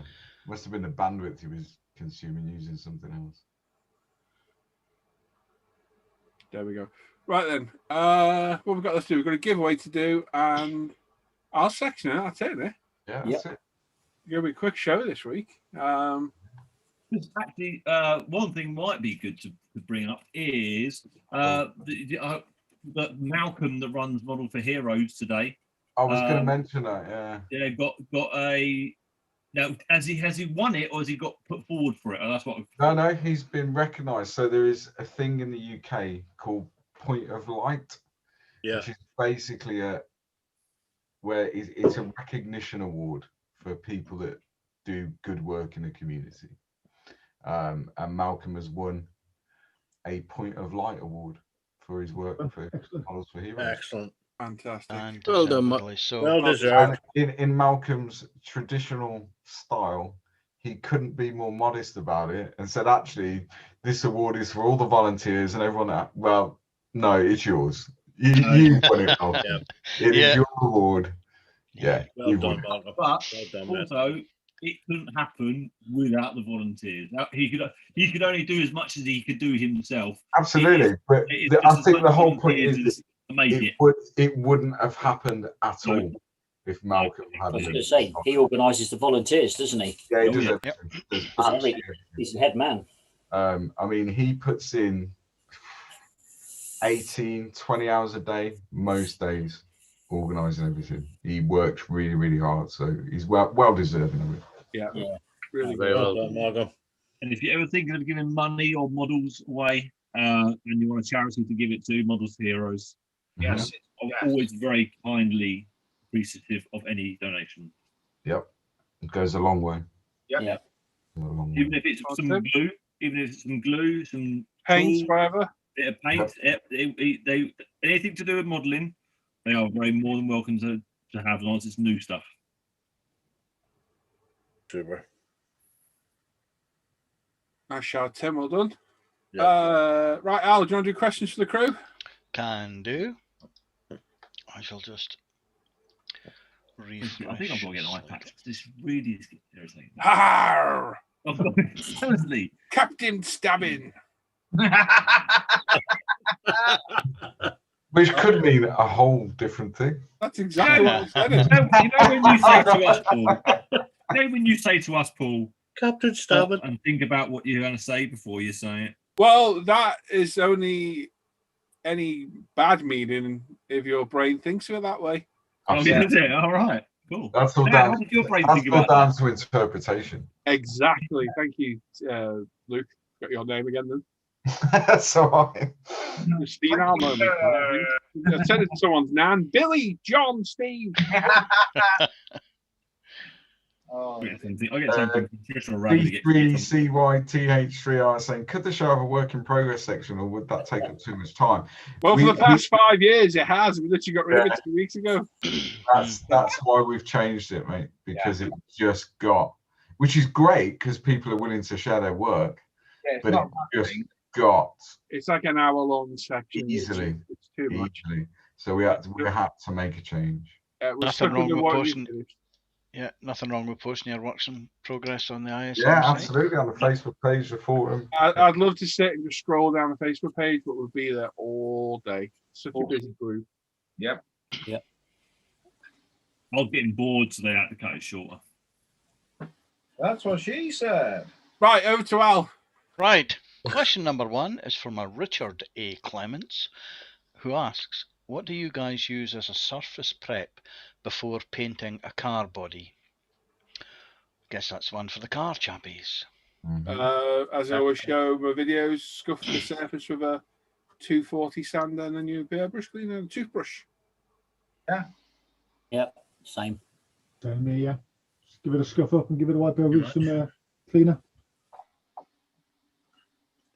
Yep. Nice, easy, short one. Yep. I use the IPA for my stuff. I'll be honest, I tend to wipe it down between each level as well, because when you handle the car, you get your grease over it as well. Paul, you probably do the same, don't yourself? No, I only do it on the bare plastic. You don't do it on the bed. So I'll give it a wipe down. Anything IPA based, I'll take off the paint if you're not careful. I've used Tacross in the past. See, I've got those, and I did used to use them, but I think they started adding contaminants to the paint. Yeah, they do. I had dust in it in my book. But I have to say, I use the UMP airbrush cleaner when it's bare plastic after I sanded it. I would use it once I've primed it, and then I flat it back a little bit just to get a smoother surface and use UMP airbrush cleaner. And then when I've painted it and decaled it, I'll often use just a very light wipe over of UMP airbrush cleaner. And then it just keeps everything clear and the fingerprints off. Basically the same here. Yeah. You're good asking me. If you got that far, what would you do? Norm was like, are we supposed to actually paint these? In theory, Norm. You'd have the banners out if you got that far.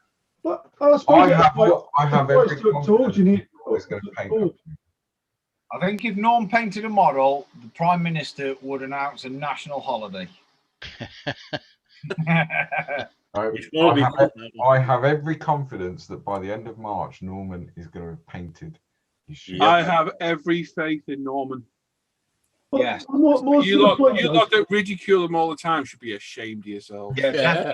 More to the point, Paul, Dak, you could expand this question to not just cars, but to planes and armor as well. Because I mean, armor must be a bit of a bugger to clean before you paint it and stuff. Because just blow it over the airbrush and prime it.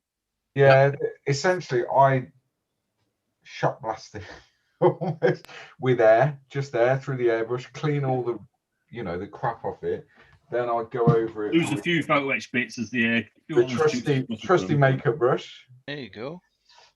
Just to dust it all off, and then depending on, so sometimes with armor builds, particularly the more detailed, the more modern armor, if you're putting a lot of PE on the hull or whatever. And I've used Kicker to set the super glue for the PE or whatever I've done. So you'll end up with it with like a residue on the plastic and whatever. So again, just use UMP cleaner and just make sure. Have to be more careful.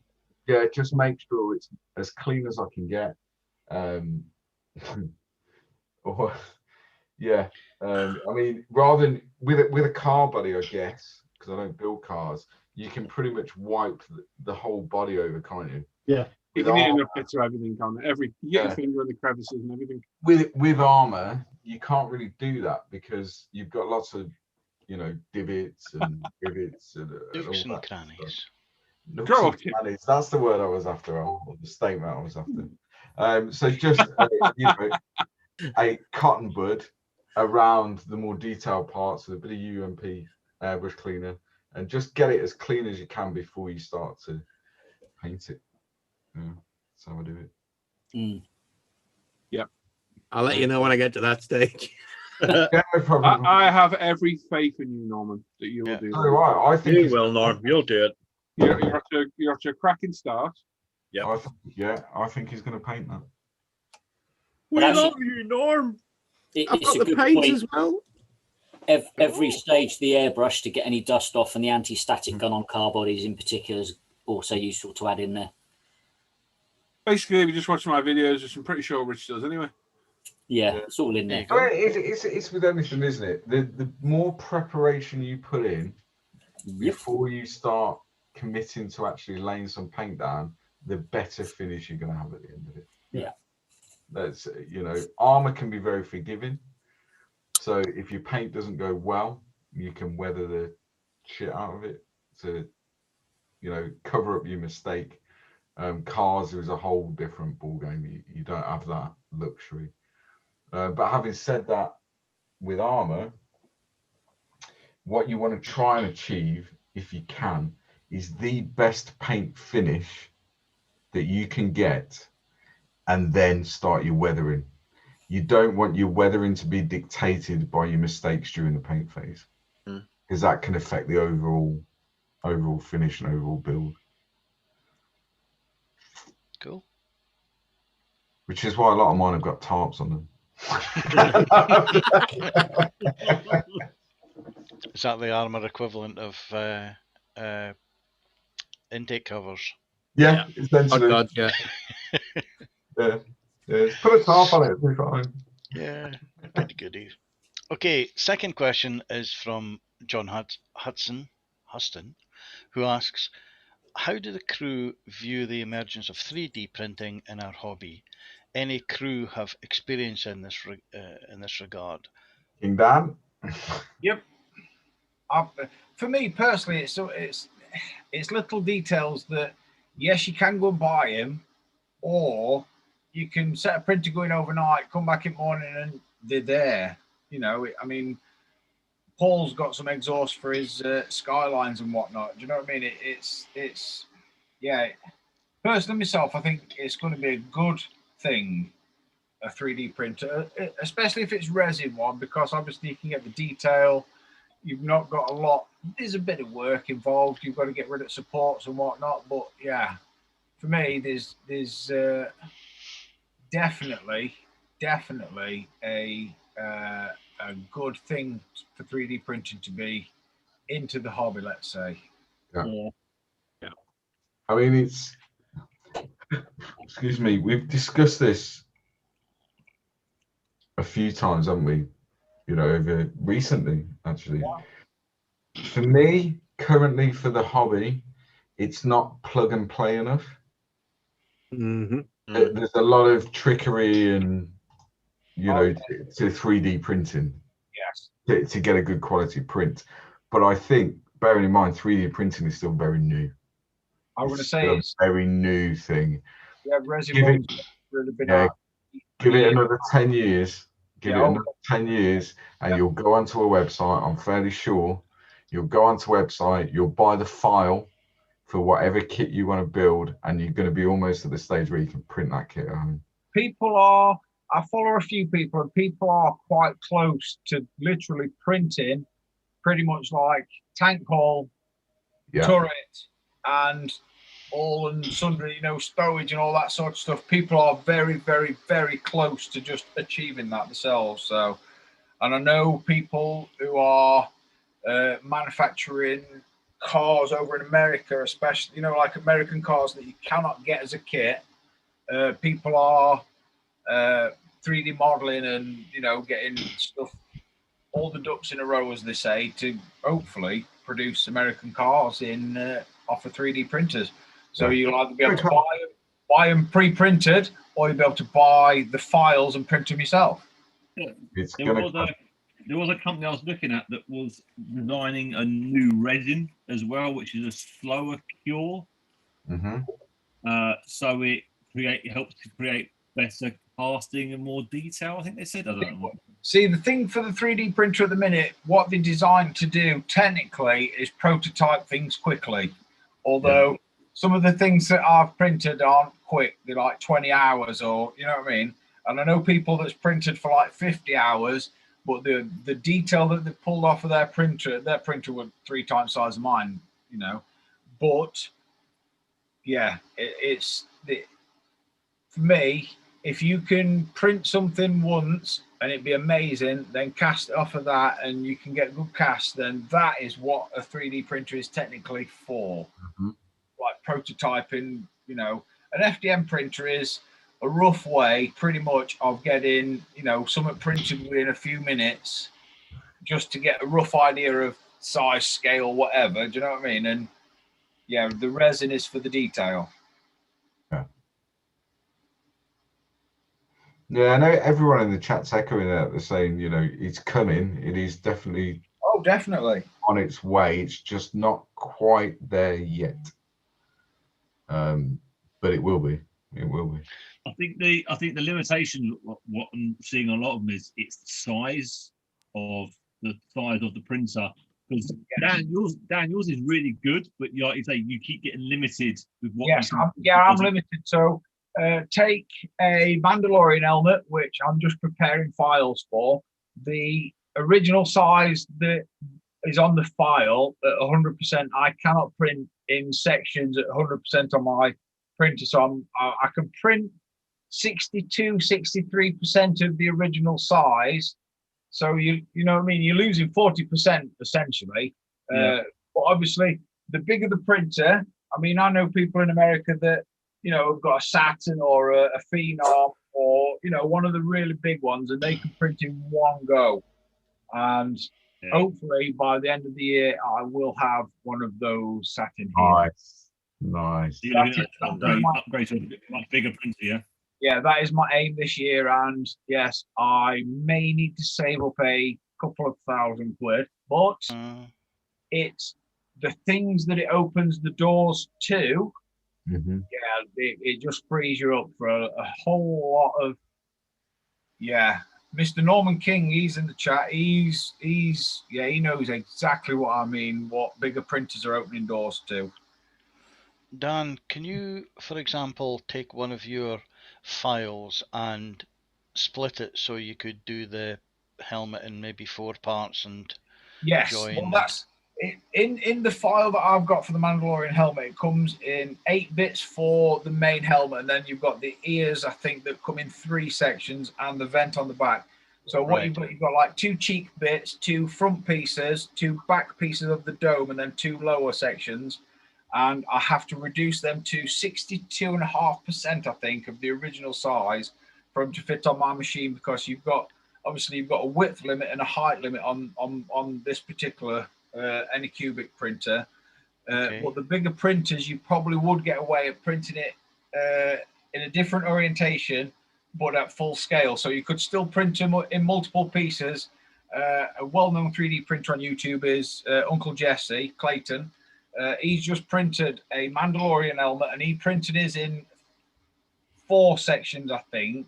Mm-hmm. And then obviously he's got big printers, but he wanted to try what did he try it on? I think it was a Elegoo Saturn. I'm sure it was the Saturn, but he was just trying that to see what the scale would turn out like. Do you know what I mean? And how it scaled and whatnot. And yeah, he did really well with that. And that's what sort of spurred me on to, I mean, I'll not be wearing it. I'll just be displaying it in my cave on wall. But yeah, it's... Really? You go to the shops wearing it, Dan?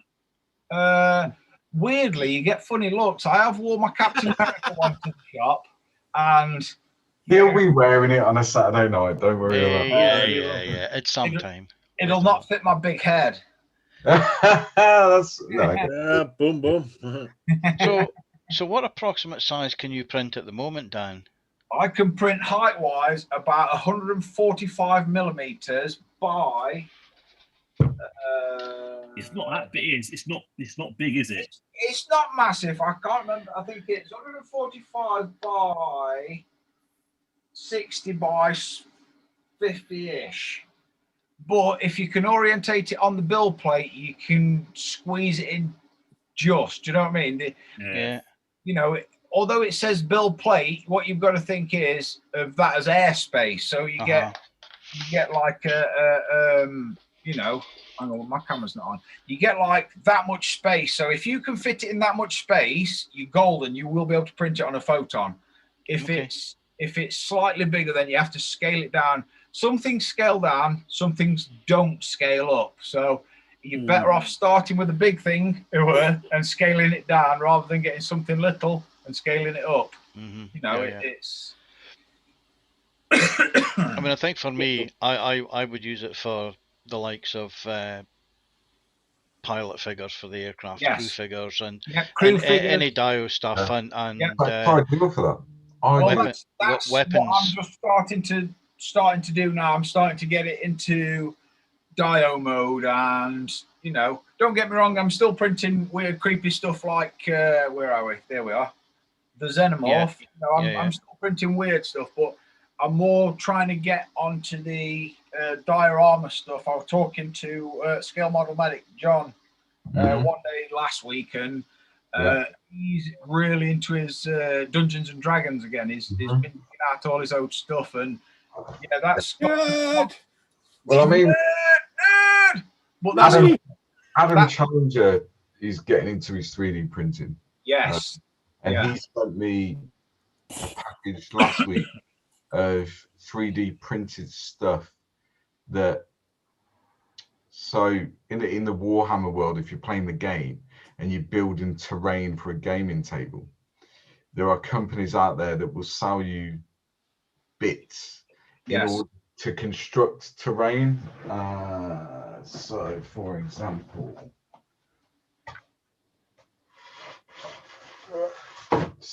this is a good example of it. So you get, when you buy the kit, you get this bottom frame bit here. Yeah. And the ladder along the side and the top. Obviously, it doesn't take a genius to work out what this is. Baked beans. Tomato soup, actually. So they send you these bits, and currently most of these bits are in like MDF. Yeah. Like laser cut MDF, and you cut them out and you put it together. But Adam sent me a package of stuff, of files he'd found that is that sort of stuff, but it's 3D printed. Yeah. Brilliant. You know, if you got that printer at home and you want to build a chemical factory or whatever it is you want to build, you go and find the file, you print the bits, and away you go. Yep. So he sent me some of that, which I'm going to have a mess around with over the next coming, few weeks, and see what I can do with it. And I'm sure looking at it, with a bit of cleanup and some sympathetic painting, it will look really good. Oh, you're sending it to somebody else? To me. To me. Anyway, yeah. So it's definitely got its uses in the diode stuff. Definitely. Terrain, all that stuff is already there. It's just give it 10 years, you'll be printing kits at home. Guaranteed. It will be a lot easier in a few more years. I mean, it's still really, really early in its home resin print. I mean, mine's just there. Where are we? And bear in mind, we're talking about its uses in modeling. Yes. 3D printing has got so many other uses. Oh, our friend Andy Callis, he's spent a small fortune on his Formlabs, and he uses them to design dental implements, because obviously that's what he does for a living. So he can get the file sent from the dentist to the clever person where he works. They can press buttons, and all of a sudden they've got, somebody's a mold of somebody's teeth to make a appliance to. Absolutely. And that essentially is what a 3D printer was designed to do first. It was medical stuff and jewelry, and because what I'm seeing a lot more of these days is a lot of jewelry designers are buying them to prototype a piece of jewelry. Obviously design it in 3D, Fusion 360, whatever you've got, but they design it in that because it's cheaper to do that than do it in gold, mess it up, and after, you've got to remelt it, blah, blah, blah. Whereas you can print it, and there is a resin out there that people are using to make the cast for the pour of the actual product. So you can print it. I'm sure it's like a waxy material, but you can print it on your printer, make it up as though you were going to cast it, and then pour your gold in, and it melts the said print, and then you get the jewelry out of it. And I'm seeing a lot more jewelry people using 3D printers in that way, and I think that will be the future as well. Yeah, I think 3D printing, is the next big kind of leap forward in definitely. Not only in the modeling world, but in life in general. Well, I know other people that have got FDM printers that, when the pandemic first started, they were printing everything from the plastic, the things that hold the visors to the thing that holds the mask on the back of the head. But then I also see a lot of printers that are prototyping prosthetics for children, or and stuff like that for dogs, cats, whatever, if they need supports or a splint, or you know, you can do that. The world is open to everything that can be made by a 3D printer. Everybody's making it, you know, from a doorstop to a leg. And at the moment, you buy these files online. You can buy them. There's a few. You can download them for free, or you can save yourself a lot of legwork and pay £4 or £5 for a file. You download the file. Somebody else has already done the legwork. All you've got to do is put it through your slicer, plug it in your USB, job done, into printer, bam. It's, you know what I mean? It's, or if you're that nerd, I mean, I've lost hours trying to figure out Fusion 360. It's tricky. Let's just say that it's tricky if you're not computer savvy. I'm going to say another word then, but you know, if you're not computer savvy, you will struggle. Alan will back me up on this, because Fusion 360 is really tricky. Yeah. You can get other ones, SketchUp, and there's another one that's quite easy, but they're just basic. You know, you can't alter files specifically. Some you can, some you can't. It depends on who the creator is, if they've given you artistic license to adapt them or change them up. Some people are quite funny about that. You know, they've designed it, that's how they wanted it to be, and they'll lock it off, and you cannot edit it or adapt it or anything. But yeah, for a £5, I mean, the most I think I've seen is £25 for a file, which, depending on, I mean, that gets you a figure, you know, 12, 18 inches tall into not bad, is it? 7-8 bits. So you know, you go to a model show, I bought resin bits and bobs that big for a lot of money, and I'm not going to say how much because my wife might be watching. Do you think how much work somebody's put into that file, Dan? It's worth it, isn't it? Yeah, of course it is. That's the other thing. They've put, you know, 8-9 hours into designing it and, you know, doing it. So why not pay the £25? Yeah. Just quickly, what was the question? What did we actually get asked? How do the crew view the emergence of 3D printing in our hobby? Yeah. If I see someone printing, I shout down. Yeah. Yep. Yeah. Good. And, right. and Okay. bearing in mind though, I've only been doing it a year, and personally, myself, I think I've come on leaps and bounds compared to the wellies that I were making. I mean, that was my very first successful print. Was a 6-fingered hand. It were. Yeah, from that print to what I've been printing just recently, yeah, I've come on a bundle. You need to refresh. You know, it's not rocket science. Oh, bummer. The lagging and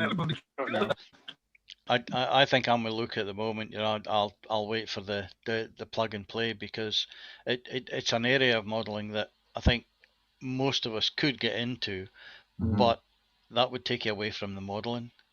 Yeah. You know, whilst it complements it at the moment. The way it is at the moment, yeah, it needs to be so much time and energy invested in learning how to manipulate these files, learning how the printer works, learning all that stuff, that it takes you away from actually modeling. It almost becomes a hobby in its own. Yeah, right. Absolutely. What a lot of people don't realize, though, it's not just like the learning the software and then printing it. It's the other stuff you need after you printed it. You need a curing station, you need the cleaning stations. You know, there's a lot more to it than just printing. Yeah. Well, I treat it as a second hobby for me. I mean, I can come in here and not do any modeling, but do modeling on my Mac, getting files ready, blah blah blah, and I can lose 4 or 5 hours doing that. Yeah, exactly. So it becomes a hobby in its own. Yeah. Right. I mean, I've got this area directly in front of me for my scale modeling, then I've got that area pretty much 9 foot long to develop, you know, to do all my 3D stuff. I've got the cleaning station at one end near the door and the fire extinguisher. My curing box and my printer side by side. Do you know what I mean? So it's I class it as an extra hobby. And what I would miss, I think, if it went the way where, you know, in 20 years' time, where you're printing stuff at home for a kit, what I would miss, and I think most people would say the same, is where you get that kit in the box, and that kind of enjoyment of opening that kit and looking at the sprues and all that stuff that goes with it, and the anticipation of what the build is going to be and all the thoughts that you have of what you're going to do with it. And I'd miss that, I think. Yeah. I'd miss that. And you wouldn't really have a stash either, would you? No, I'd miss that anticipation of opening the box, which sounds. And to be fair, I don't think, although I can print some really nice quality stuff like Yoda, for instance. You can get some wicked prints. Like Luke says, there's nothing better than just cracking open a box and just looking at all the goodness inside it, putting lid back on, putting it in your stash, and finding. Do you know what I mean? It's I mean, first thing I did when that shuttle came last week is straight away open the box, have a good rummage through it, and then put it back in my stash. But I had to open the box to have a look at it because it's what I wanted. Do you know what I mean? Yeah. It's the anticipation of, ooh, that's big, or ooh, that's got, you know what I mean? The detail on it is, I do like opening a box. I must admit, I do like opening it. Good. Right. The next question is from Sean White, who says, question for the guys that have been building in a dedicated model cave. If you were setting up from scratch again, what, in your opinions, would be the ideal floor covering to use? He's fitted some cheap laminate flooring last year in the spare bedroom, but it didn't last that long at all, especially where the chair gets wheeled in and out of the workbench. I've had carpet in here for 8 years, and it's showing its wear, but it's holding up well. There's carpet in here. This place is rented, so I have to be quite careful. What I spill on the carpet, that sounds wrong. Go for a short pile carpet. I was just about to say, but due to recent events, or fairly recent, when I was setting up the cave at the other house, what I put down on the floor there was like lino flooring. Got someone to fit some lino flooring because you literally can just wipe it clean, and get the cushion lino with a decent underlay. Yeah, that's fine. And if when I come again to set up a cave again, that will be the flooring I put down. It will be cushioned. Lino. I went and pushed the boat out with this particular laminate flooring. My daughter moved into her house and there was some laminate left over, and they said, there's some more at B&Q. So I went down and there weren't no more at B&Q. So I ended up spending 3 times as much on this laminate, which is, I think, 18 mil laminate, and it's got a very short pile rug across it for it just keeps laminate in control and you don't ruin it. Yeah, mine's ruined already. It's coming to bits. The laminate's all off and that. But I think what I may do is I may put some carpet tiles down on top of it. The other thing to do is on the eBay or Amazon, you can get roller chairs. They're like a plastic strip you put over the laminate, and they're very good at protecting the floor. Actually, we've got one in the house, and it works well. When I was at work, I had a big rubber mat. Yeah, for the yoga. No, good for anger management. It was like a teardrop with the end cut off. But anyway, thought you were going to say Yoda. Yeah, you can get. I've got laminate, and I just got a, like I say, cheap welcome mat for your door, the front door, under my chair, so my chair stays where it is. If I drop anything, I still can't find it. Well, it's not like I need the spray booth, is it? I put not like you need to move to the spray booth. No. Well, that's why I put laminate down so that I could move from the computer station to the workbench to the spray booth, But no, it hasn't proved to be. But then again, some of the old-fashioned tarty twos over the top should be fine. Yeah. That's all them going, what? So maybe I need to put down some carpet tiles and then vinyl. I think the moral of the story is just accept that whatever surface you're going to put down, if you're in that sort of environment where you're spilling paint and other things, you're likely to get it ruined. So be prepared to change it. My carpet cost 15 quid. It was an offcut. Yeah, there you go. So it doesn't matter, does it, what you spill on it? 15 quid, 8 years later, who cares? Yeah. Exactly. And the carpet monster lives on all surfaces. Doesn't matter what it is. Yeah. Well, I've got. When you're walking out the shed and the carpet's sort of grabbing hold of your feet and it doesn't want to let you go. Yeah. That's when it gets to be a bit of a problem. And That's when you change your socks, mate. Yeah. One of the reasons I didn't put carpet down was because with these hands, I just know I'm going to spill stuff, and have done, It's, yeah. Anyway. Okay, is that everybody for that one? Right. Where are we? Right. Daryl Masters says, hello, Alan and the crew. So my question's on large decals, especially when to conform around or into odd shapes. Do you cut the decals into workable sizes and fit them in puzzle style, or just struggle with them as a whole?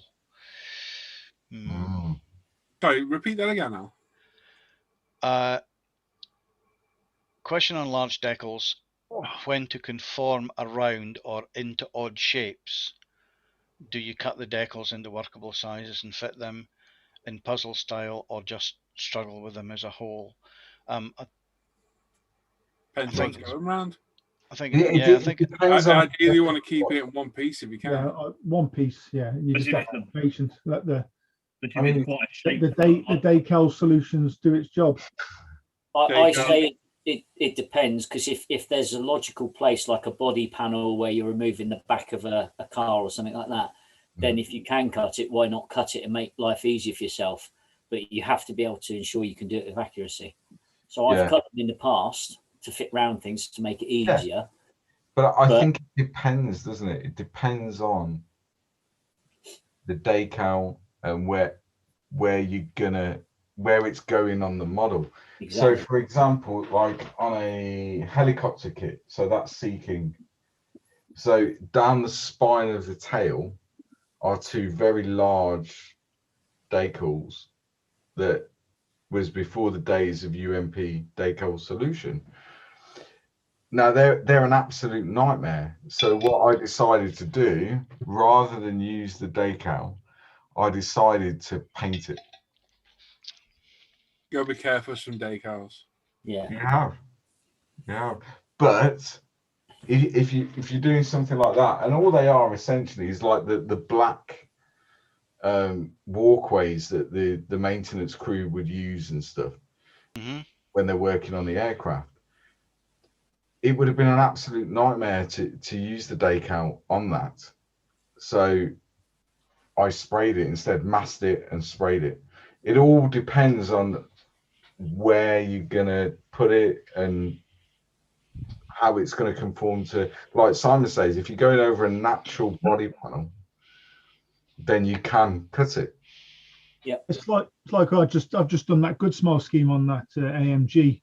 The decal that went on the bonnet, so it had to conform around the bonnet vent and down into the bonnet vent. And it was just a case of put the solutions on and just leave it until it goes soft enough that it will stretch and manipulate. And to be fair, the UMP solutions, they get you out a lot of problems without a shadow of a doubt. That Magak I built, Academy decals are known to be not good. UMP decal solutions. It's really good. It's really good. So well. Yeah, just keep on. Yeah, those decal solutions made those decals conform really, really well. And yet every review you see of that build of that kit or any Academy armor kits with their decals, everyone slates them, but the UMP solutions work really well. Yeah. So the problem with doing cars, if you cut a decal, you'll see the split in the decal. Yeah. Yeah, you will, but that's what I'm saying. I've had them where I've had a rear body panel that comes off. And you've got to cut the decal anyway sometimes on some of the skins. Oh, he's ruined it. Decal, sorry. Doing so well, weren't we? So well. Sorry. I can't get. Ruin the whole show now. It's what works for you. Yeah, sometimes you've just got to decide yourself, haven't you? I mean, The biggest thing I think when you're doing decals is patience. Yes. Yeah, definitely. I'm if you're a doctor. Boom, boom. Play better than that one. Huh? What? Huh? Hey? it's like when you're doing your carbon fiber decals. You know, sometimes Paul, I've seen you doing them in bits, you know, wrapping them round. Yeah. Various. That's only because spoilers. you got a pattern you can match it with there, and Yeah. it's really good quality decal film, and it will melt into itself quite a bit. Yes, Sean, decals or stickers. That's right.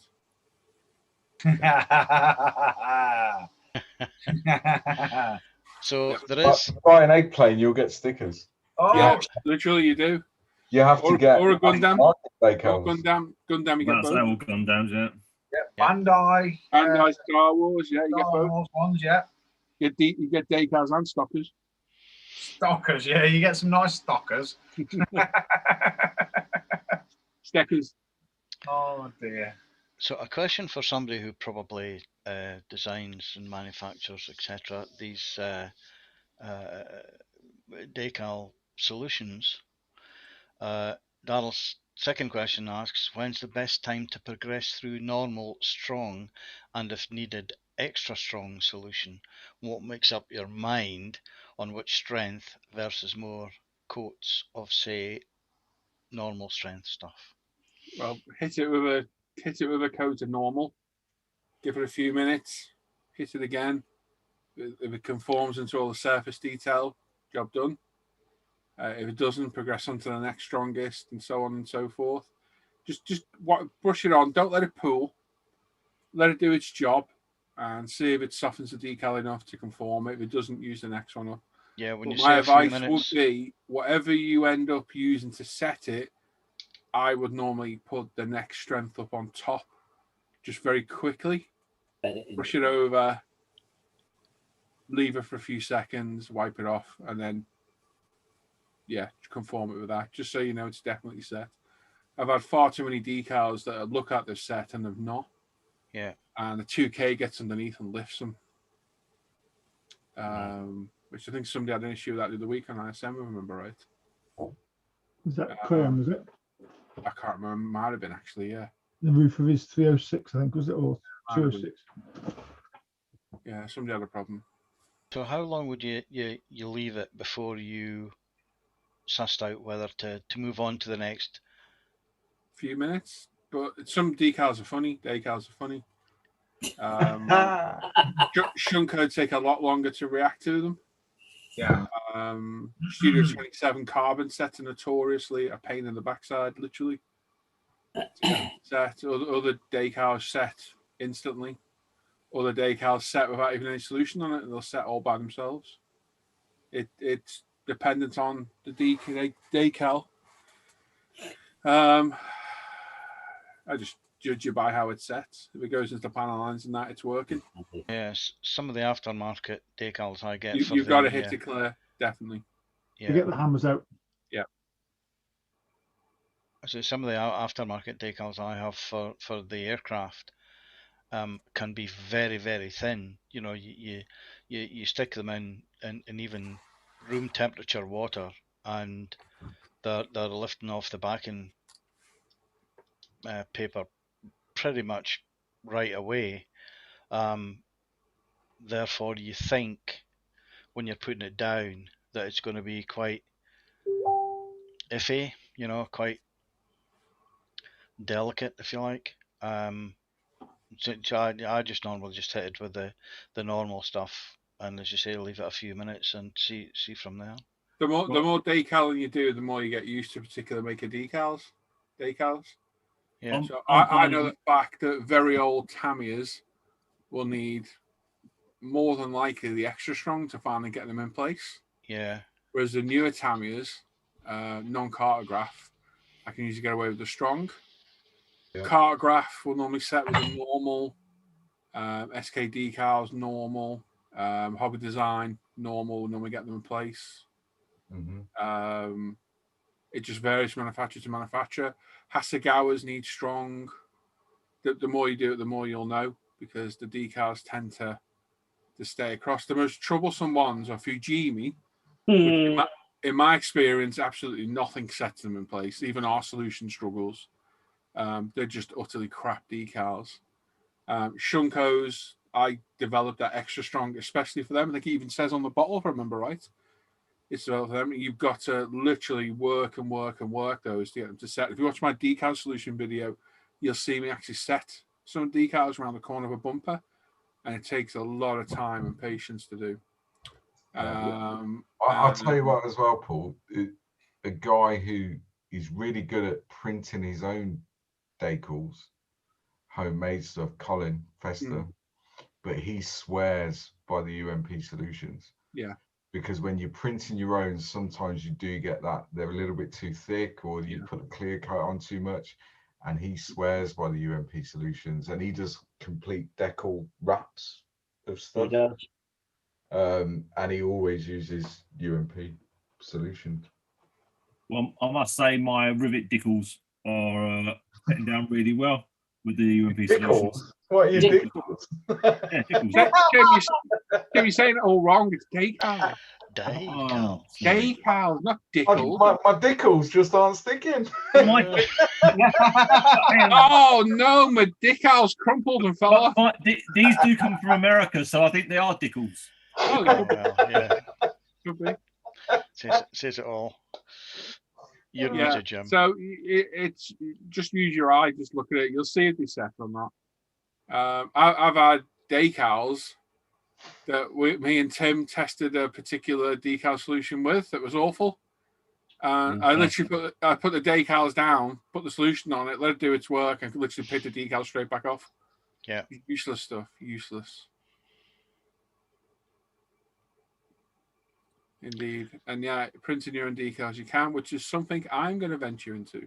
It's something that's emerging, isn't it, between the group, that we're starting to think, okay, we can have a go. I made a good investment yesterday in a decent printer. Well, I think if it saves you having to buy multiple kits just to make sure you've got the right decals for decals for the kit.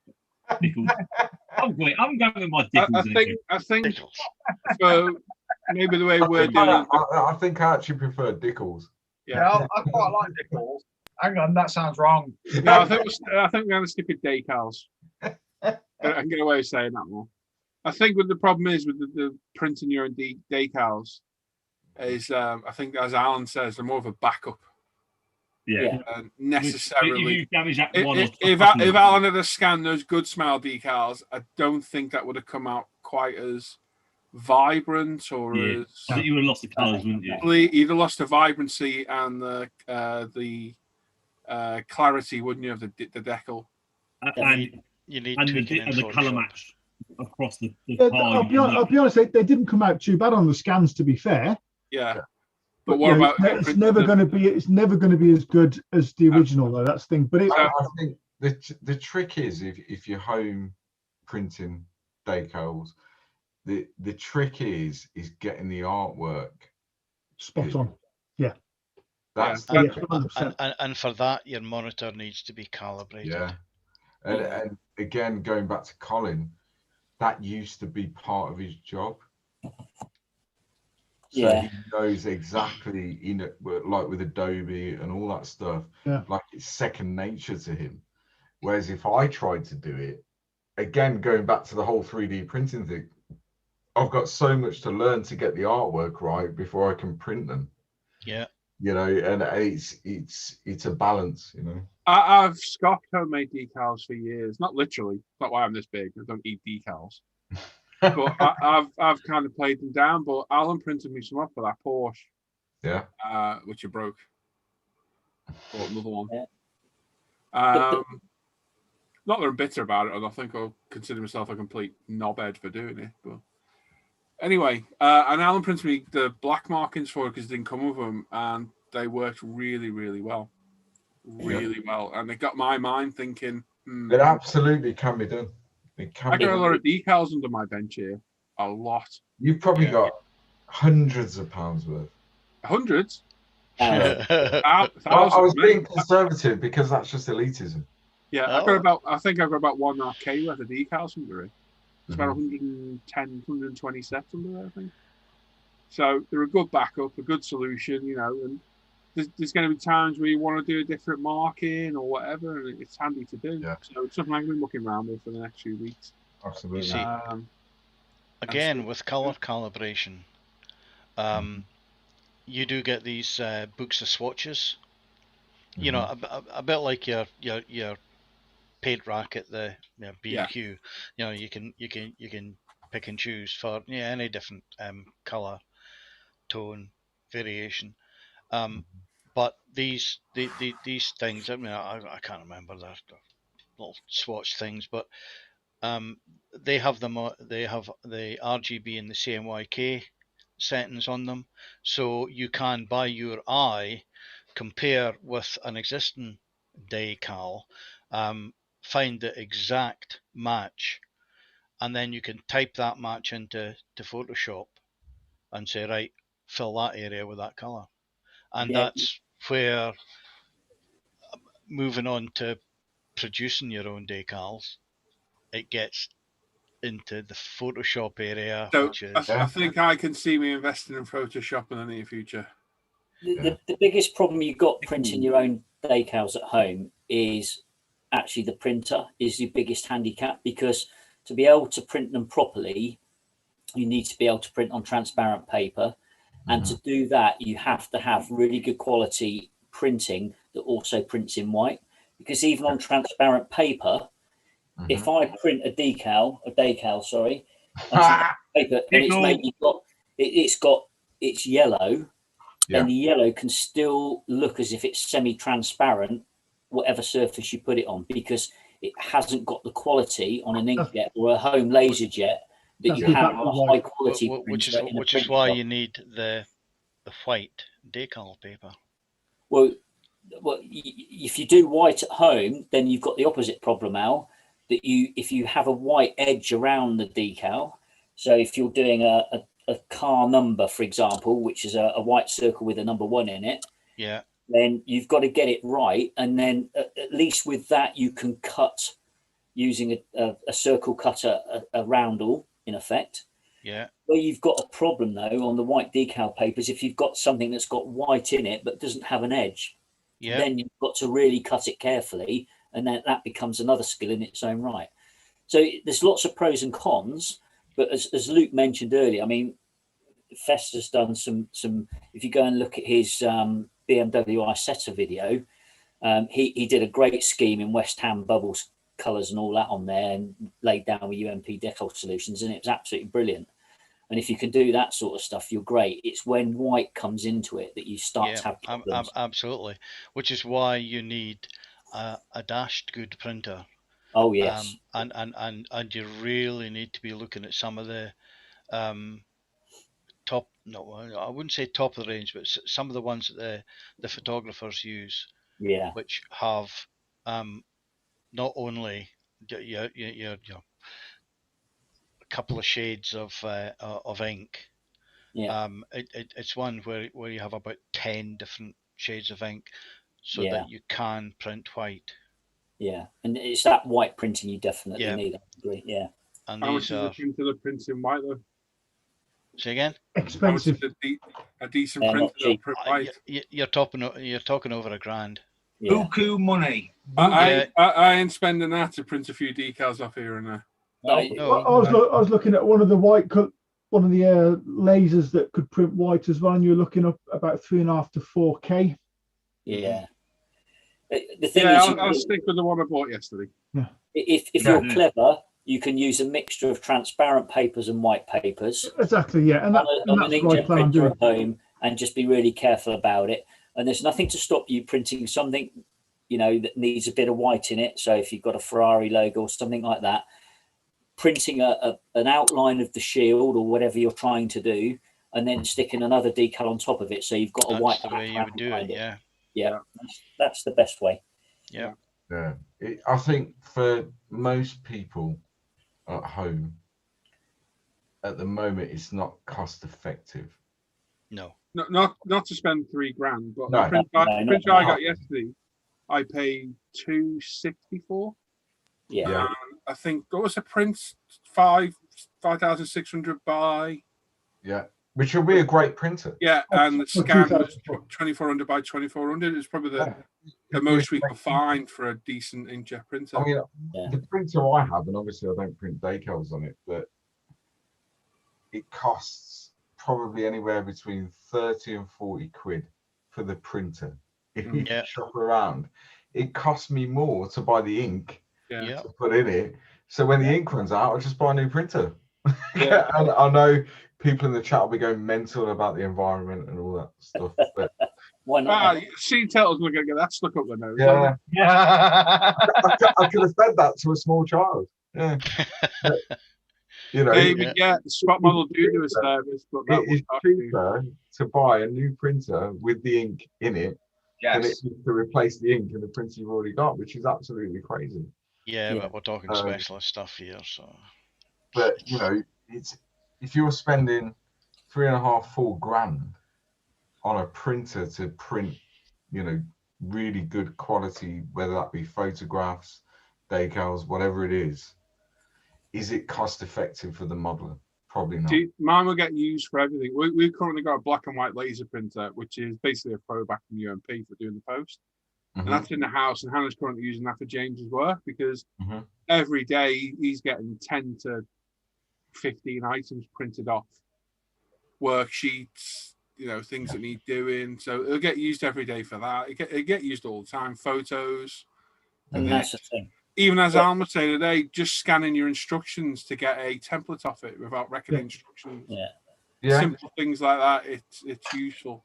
Yeah. But if you want to do, I mean, it's like the one I've got that's like a 40-50 quid printer, and I actually did it the other day. So it's got like a flatbed scanner facility. Yeah. And you can either scan into your PC or you can just do a straight photocopy. Really. Yeah, you can. And I was sending Claire some Warhammer figures that came in a box set. Well, in the box set, you've got a booklet of instructions, but she doesn't need the whole booklet. She just needs those 2 pages for those particular figures. So I just copied them on the printer, and away they went. You know, it's what you're going to use it for. And if you're spending $4,000, are you actually going to reap the benefit of it? Probably not. Wait, how much was your printer cost, you reckon, Al, originally? My printer originally? Yeah. A couple hundred quid when I bought it originally, but it's it's an old printer now, so it's old. Dad did a great job on those decals he did for me. They set lovely, look really good. So Sorry, Paul, I don't know if it's worth looking at those, but these were done on a home inkjet printer on transparent paper. I'm not sure if they'll come up on the picture very well. Yeah. Okay, now there's a Lamborghini logo in there, and it's just a normal printer. The gold on the Porsche logo and the Goldie on the Lamborghinis come out well, and these are oversized, so when they scale down for a 1/24th car, they'll be fine. The BMW on my screen doesn't look as good as it is on the actual decal. If you want to do ad hoc stuff like these black and white ones on the bottom, the 24-hour stuff for cars, they're great. You've got then the Lizard. That's come out pretty well. But as we were saying earlier, and Al McNeish mentioned, if you want to get the opaqueness, I think that's the right word, of the background, then you just stick it on a white shield behind it so that it keeps its colour rather than on a painted body. And they come out pretty well. And if you've lost a decal or ruined a decal, and I think what I will be doing is what Alan does now is scanning all of my decals before I put them on a kit. So I've got a copy of them, and if I mess one up, I can go back and at least try and recover some of it from a print. Absolutely. Yep. Well, if I have some rare Decals, I'm going to send them to one of you lot, and you can copy them for me. No worries, Sultan. Okay, have we finished that one? I think so, yeah. Cool. Right. The last question of the evening is from Mike Tynan, who asks, what's the best way to avoid a step when painting two-tone on cars? Thanks. I was going to say live in a bungalow then, but you added the car park. You're going to get it inevitably anyway because you're building up paint next to masking tape. So thin coats, angle it away for the masking tape. I think was one of the techniques. Yeah. But honestly, don't worry about it. Mask it, spray it, let it dry. Grab some 12,000 micro mesh, and just flat it. That's what I normally do. And it still stays sharp. The demarcation. So, yeah, normally it disappears when if you're putting a clear over, it tends to disappear. But just flat it. Do you guys, when you're masking a car and you go in between two colours, do you put your masking on and then do you spray the edge of the masking with the colour that you're masking to prevent bleed? No. Sometimes. I do sometimes. Well, I do what Paul does. I mean, most of the camo I do now, I freehand. Yeah. But when I was masking, what I used to do is I'd mask the area either with white tack or panzer putty or whatever, and then I'd spray just the edge with the last colour you've masked over. Yeah, the original base colour to prevent the bleed. Yeah. But the thing with car painters is they're going on dry. You're not putting them on wet at all. Okay. So you're not going to get any bleed unless the masking tape's not burnished down properly. Or you sneeze while you're just airbrushing and you go, you won't go on. It won't go on. I do what Paul does to avoid the step, and I think that prevents some of the bleed as well. Is actually if you've got your masking tape down, you spray across it and down. So you're not spraying under the tape where you want the paint not to go, if that makes sense. Yeah. it's not rocket science, but it's rocket science. Yeah. It's just, again, it's just practice though, isn't it? Do you know what I mean? Yeah. If you hose it on, you're going to get bleed. If you don't hose it on, you're not going to get bleed. It's, it's pretty much cut and dry. That's, that's how I see it. And get your tape down properly. Yes. Burnish it well. Burnish it well. Yeah. Think you burnished it well, do it again. Burnish it again, yeah. And then just as you go to spray, go around it again. Yeah. That's exactly what I do. Because it does lift. And then pretty much what I do after I've sprayed is try and get the masking tape off as quick as possible without ruining the paint. If you leave it to dry, I've seen folks leave it to dry and then they've peeled it off. It's peeled my paint off. It's gonna, if you've got thick paint right up to the edge of the masking tape, it will always peel it off. But if it's only just flashed off, it's probably the best time to get it off. Yeah. Light coats. I think that's a secret, and then fill in the middle. Yeah, and definitely. at the end, as Paul says, you've got the micro mesh to. Yeah. It's always salvageable. Yeah. Even if you do get a nasty step, it is salvageable.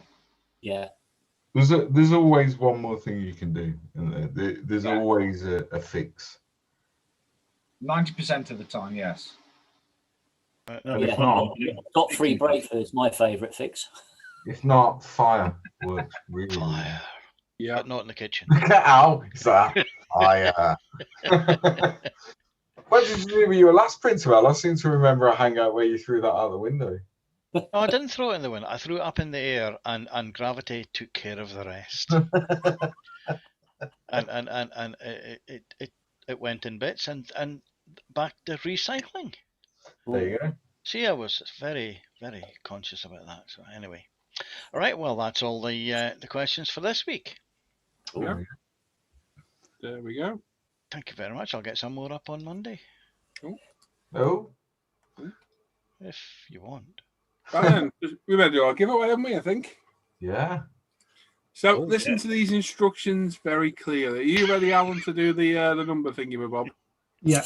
Norman? Yeah. You ready? No. Okay. Well, you've got until the time it takes me to explain. So you're looking for Alan, who's going to post start your numbers now, and Norman's timer. You've got 5 minutes to pick one number. I repeat, one number between 1 and 1,000. After 5 minutes, we'll close it. Do a random number generator, and the closest person to that number wins a £20 UMP gift voucher. Simple as that. Really easy and simple. One number. When prompted by Alan, not yet. And that's it. One number between 1 and 1,000. When you ready, boys? Ready? I'm ready. And we'll begin in 3, 2, 1. Start your numbers. Ring, ring, ring, ring, ring. Oh, it's my ding-a-ling at the end. My ding-a-ling. More ding-a-ling. Want you to play with.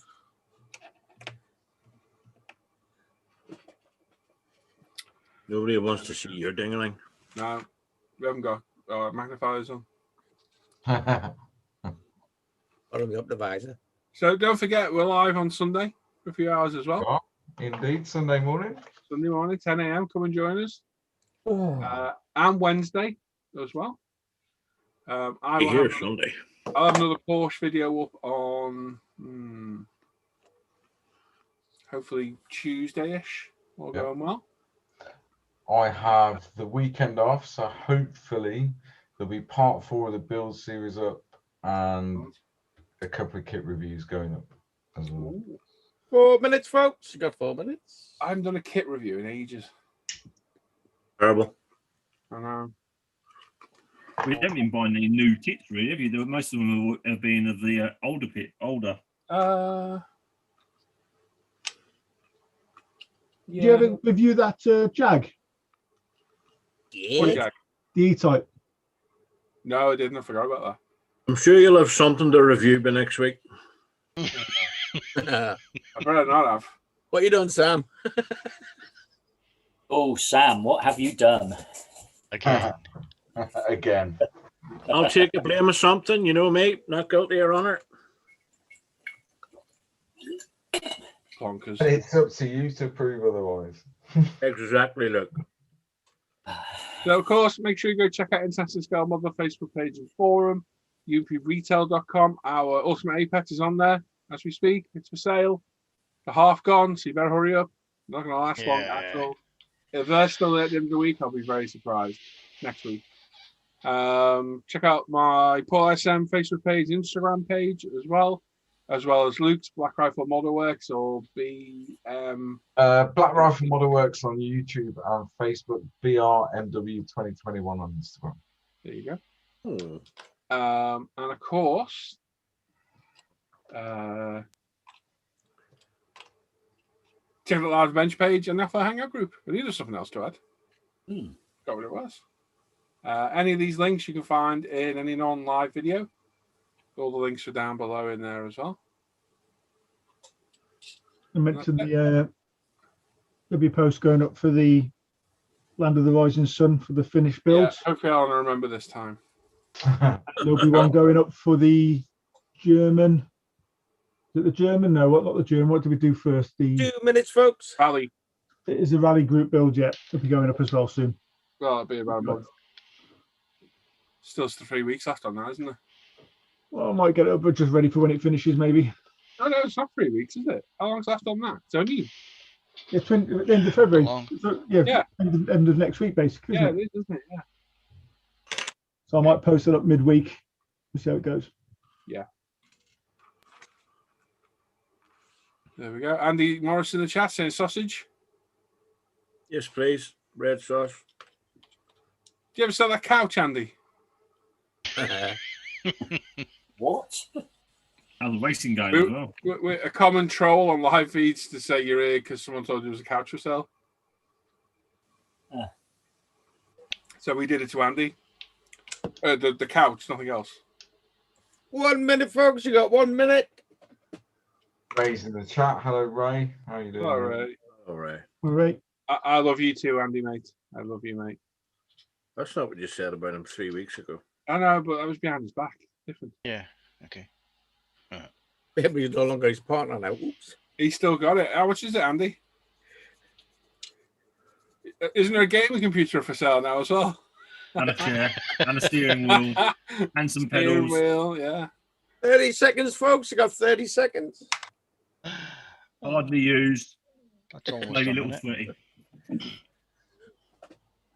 Yeah, they're going to work Human City Junction. Sadly. Hope you haven't already put a number in. Sucks to be you.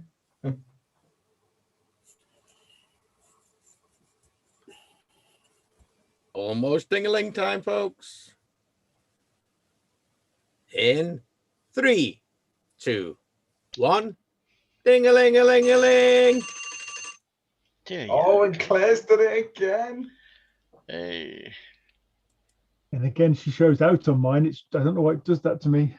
Just because I press the thing. She's in on mine. In on my screen. That's fair enough. Yep, she's always in. That's 5 weeks in a row. Yeah. I can just imagine Claire sat at home with about 6 different stopwatches. Yeah, going on a bench. Exactly. Literally down to the 10th of a second. Right, is that sharing? It is indeed. So we've got 22 from earlier. Ignore that. We'll just put 1,000 in there. Going to click this once. That'll be the winning number. As always, if 2 people have picked the same number, the first person to pick it wins. And very importantly, if you think you know who's won, don't shout it out in chat. These guys will check it and want to know the winner. Alan will announce it to everyone. So the winner number for the UMP £20 gift voucher is 43. 43. Wow. It's a low number. 2 low ones tonight, isn't it? Nice low one. Yeah. Yeah, baby. Low can you go? Yeah, boy. Yeah.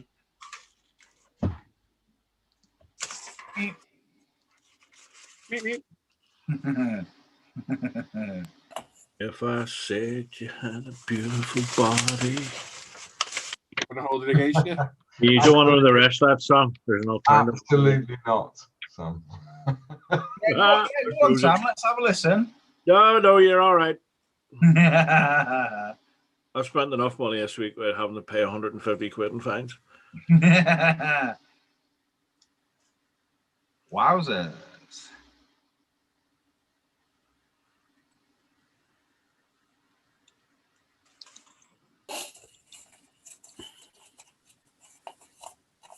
Why is Mark putting his own name in the chat? What's going on there? Oh, someone's doing a bit of head banging. Yep. Excuse me having to move my hands. Nice bit of head action there. Oh. He loves a bit. Hey, of hey. No, that. Hey, calm down. There's bike out there. Only if you buy me dinner first, then. Yeah. Dan hasn't got that much money. I'll take you to the tippy Sam. No bother, mate. I got that, Dan. Luke, Yes, I heard it too, Luke. I heard it. It's a slow burner, that one. What was the number again that was drawn? God damn, can't you pensioners write things down? I want to say 43. 43. I think he's got a touch of Alzheimer's kicking in. Who? Okay, you got to have post-it notes, don't you? How did it go, post-it Jim? notes and everything to make sure I remember stuff. 43. Jim stands up, his kecks fall down. If you look in chat, Jim, we've already found the winner. Well, I got to double check you guys. Oh, well, that's all right, mate. You're All right, yeah. Yeah, Good to see at least Just waiting for Grandad. I think we're there. 6 We're of us just got waiting it, for him to come and save the day. yeah. Happy, Jim? You got the fingers, Jim? Yeah? Sure? Excellent. Okay. Everybody happy? Yeah. Right then. So today's winner with a winning number of 45 is Mark H. Well done, Mark. Yay. Well done, Should Mark. we disallow him as he called his own name out in the chat? Well, Saying that he won? Technically, yeah, we should. Yeah, I Jim. think we should really. I think it's only fair, isn't it? Really. I think we just give him £19.99. That's fair enough. Yeah.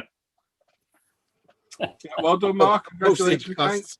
Yeah. If you email me on ismprizeclaim@gmail.com, which again you can find in any non-live video, it's in the description. I will sort that out for you as soon as possible. Bear with me when we're done over the weekend, because some people do get a little bit impatient. I do occasionally forget, believe it or not. Make sure you send me the email addresses associated with your UMP retail account. If you haven't got one, make sure you register for one before emailing me. So well done. Congratulations. well done, yeah. No, well done. That is us done. We padded out quite a bit, didn't we? Waffling about 3D printers and decals. Hey. Didn't we? Hey. Decals. Decals. Decals is good. Yeah, Nah, Decals. decals is better. Yeah, Decals is very good, very good. Decals is more PC. Decals is more Mac. Well, yeah, Decals is more Mac. Yeah, I like that. There we go. So, like I say, we'll be around on Sunday if you're around. Want to come join the off-air hangout? You're not welcome at all. You can. You come join us. We'll be on it off-air in a minute. You can jump in if you want. And yeah, thanks everyone in the chat that's joined in tonight. We've got 88 thumbs up, so thank you very much. And like I say, back on Sunday morning. Thanks for all these guys for joining, all the help they've done as well. Superb work. Jim looks like he's ready for bed. His E-Shore, whatever it's called. Ensure. And yeah, we will catch you all next time. So hang on, I have an account. Can't work comp. Okay? No problem. Right, so we'll catch you all next time. Take care, everyone. Bye. Bye-bye. Bye. Sam, are you growing that beard back? No. No, not again. I hope not. Hope Bye, everyone.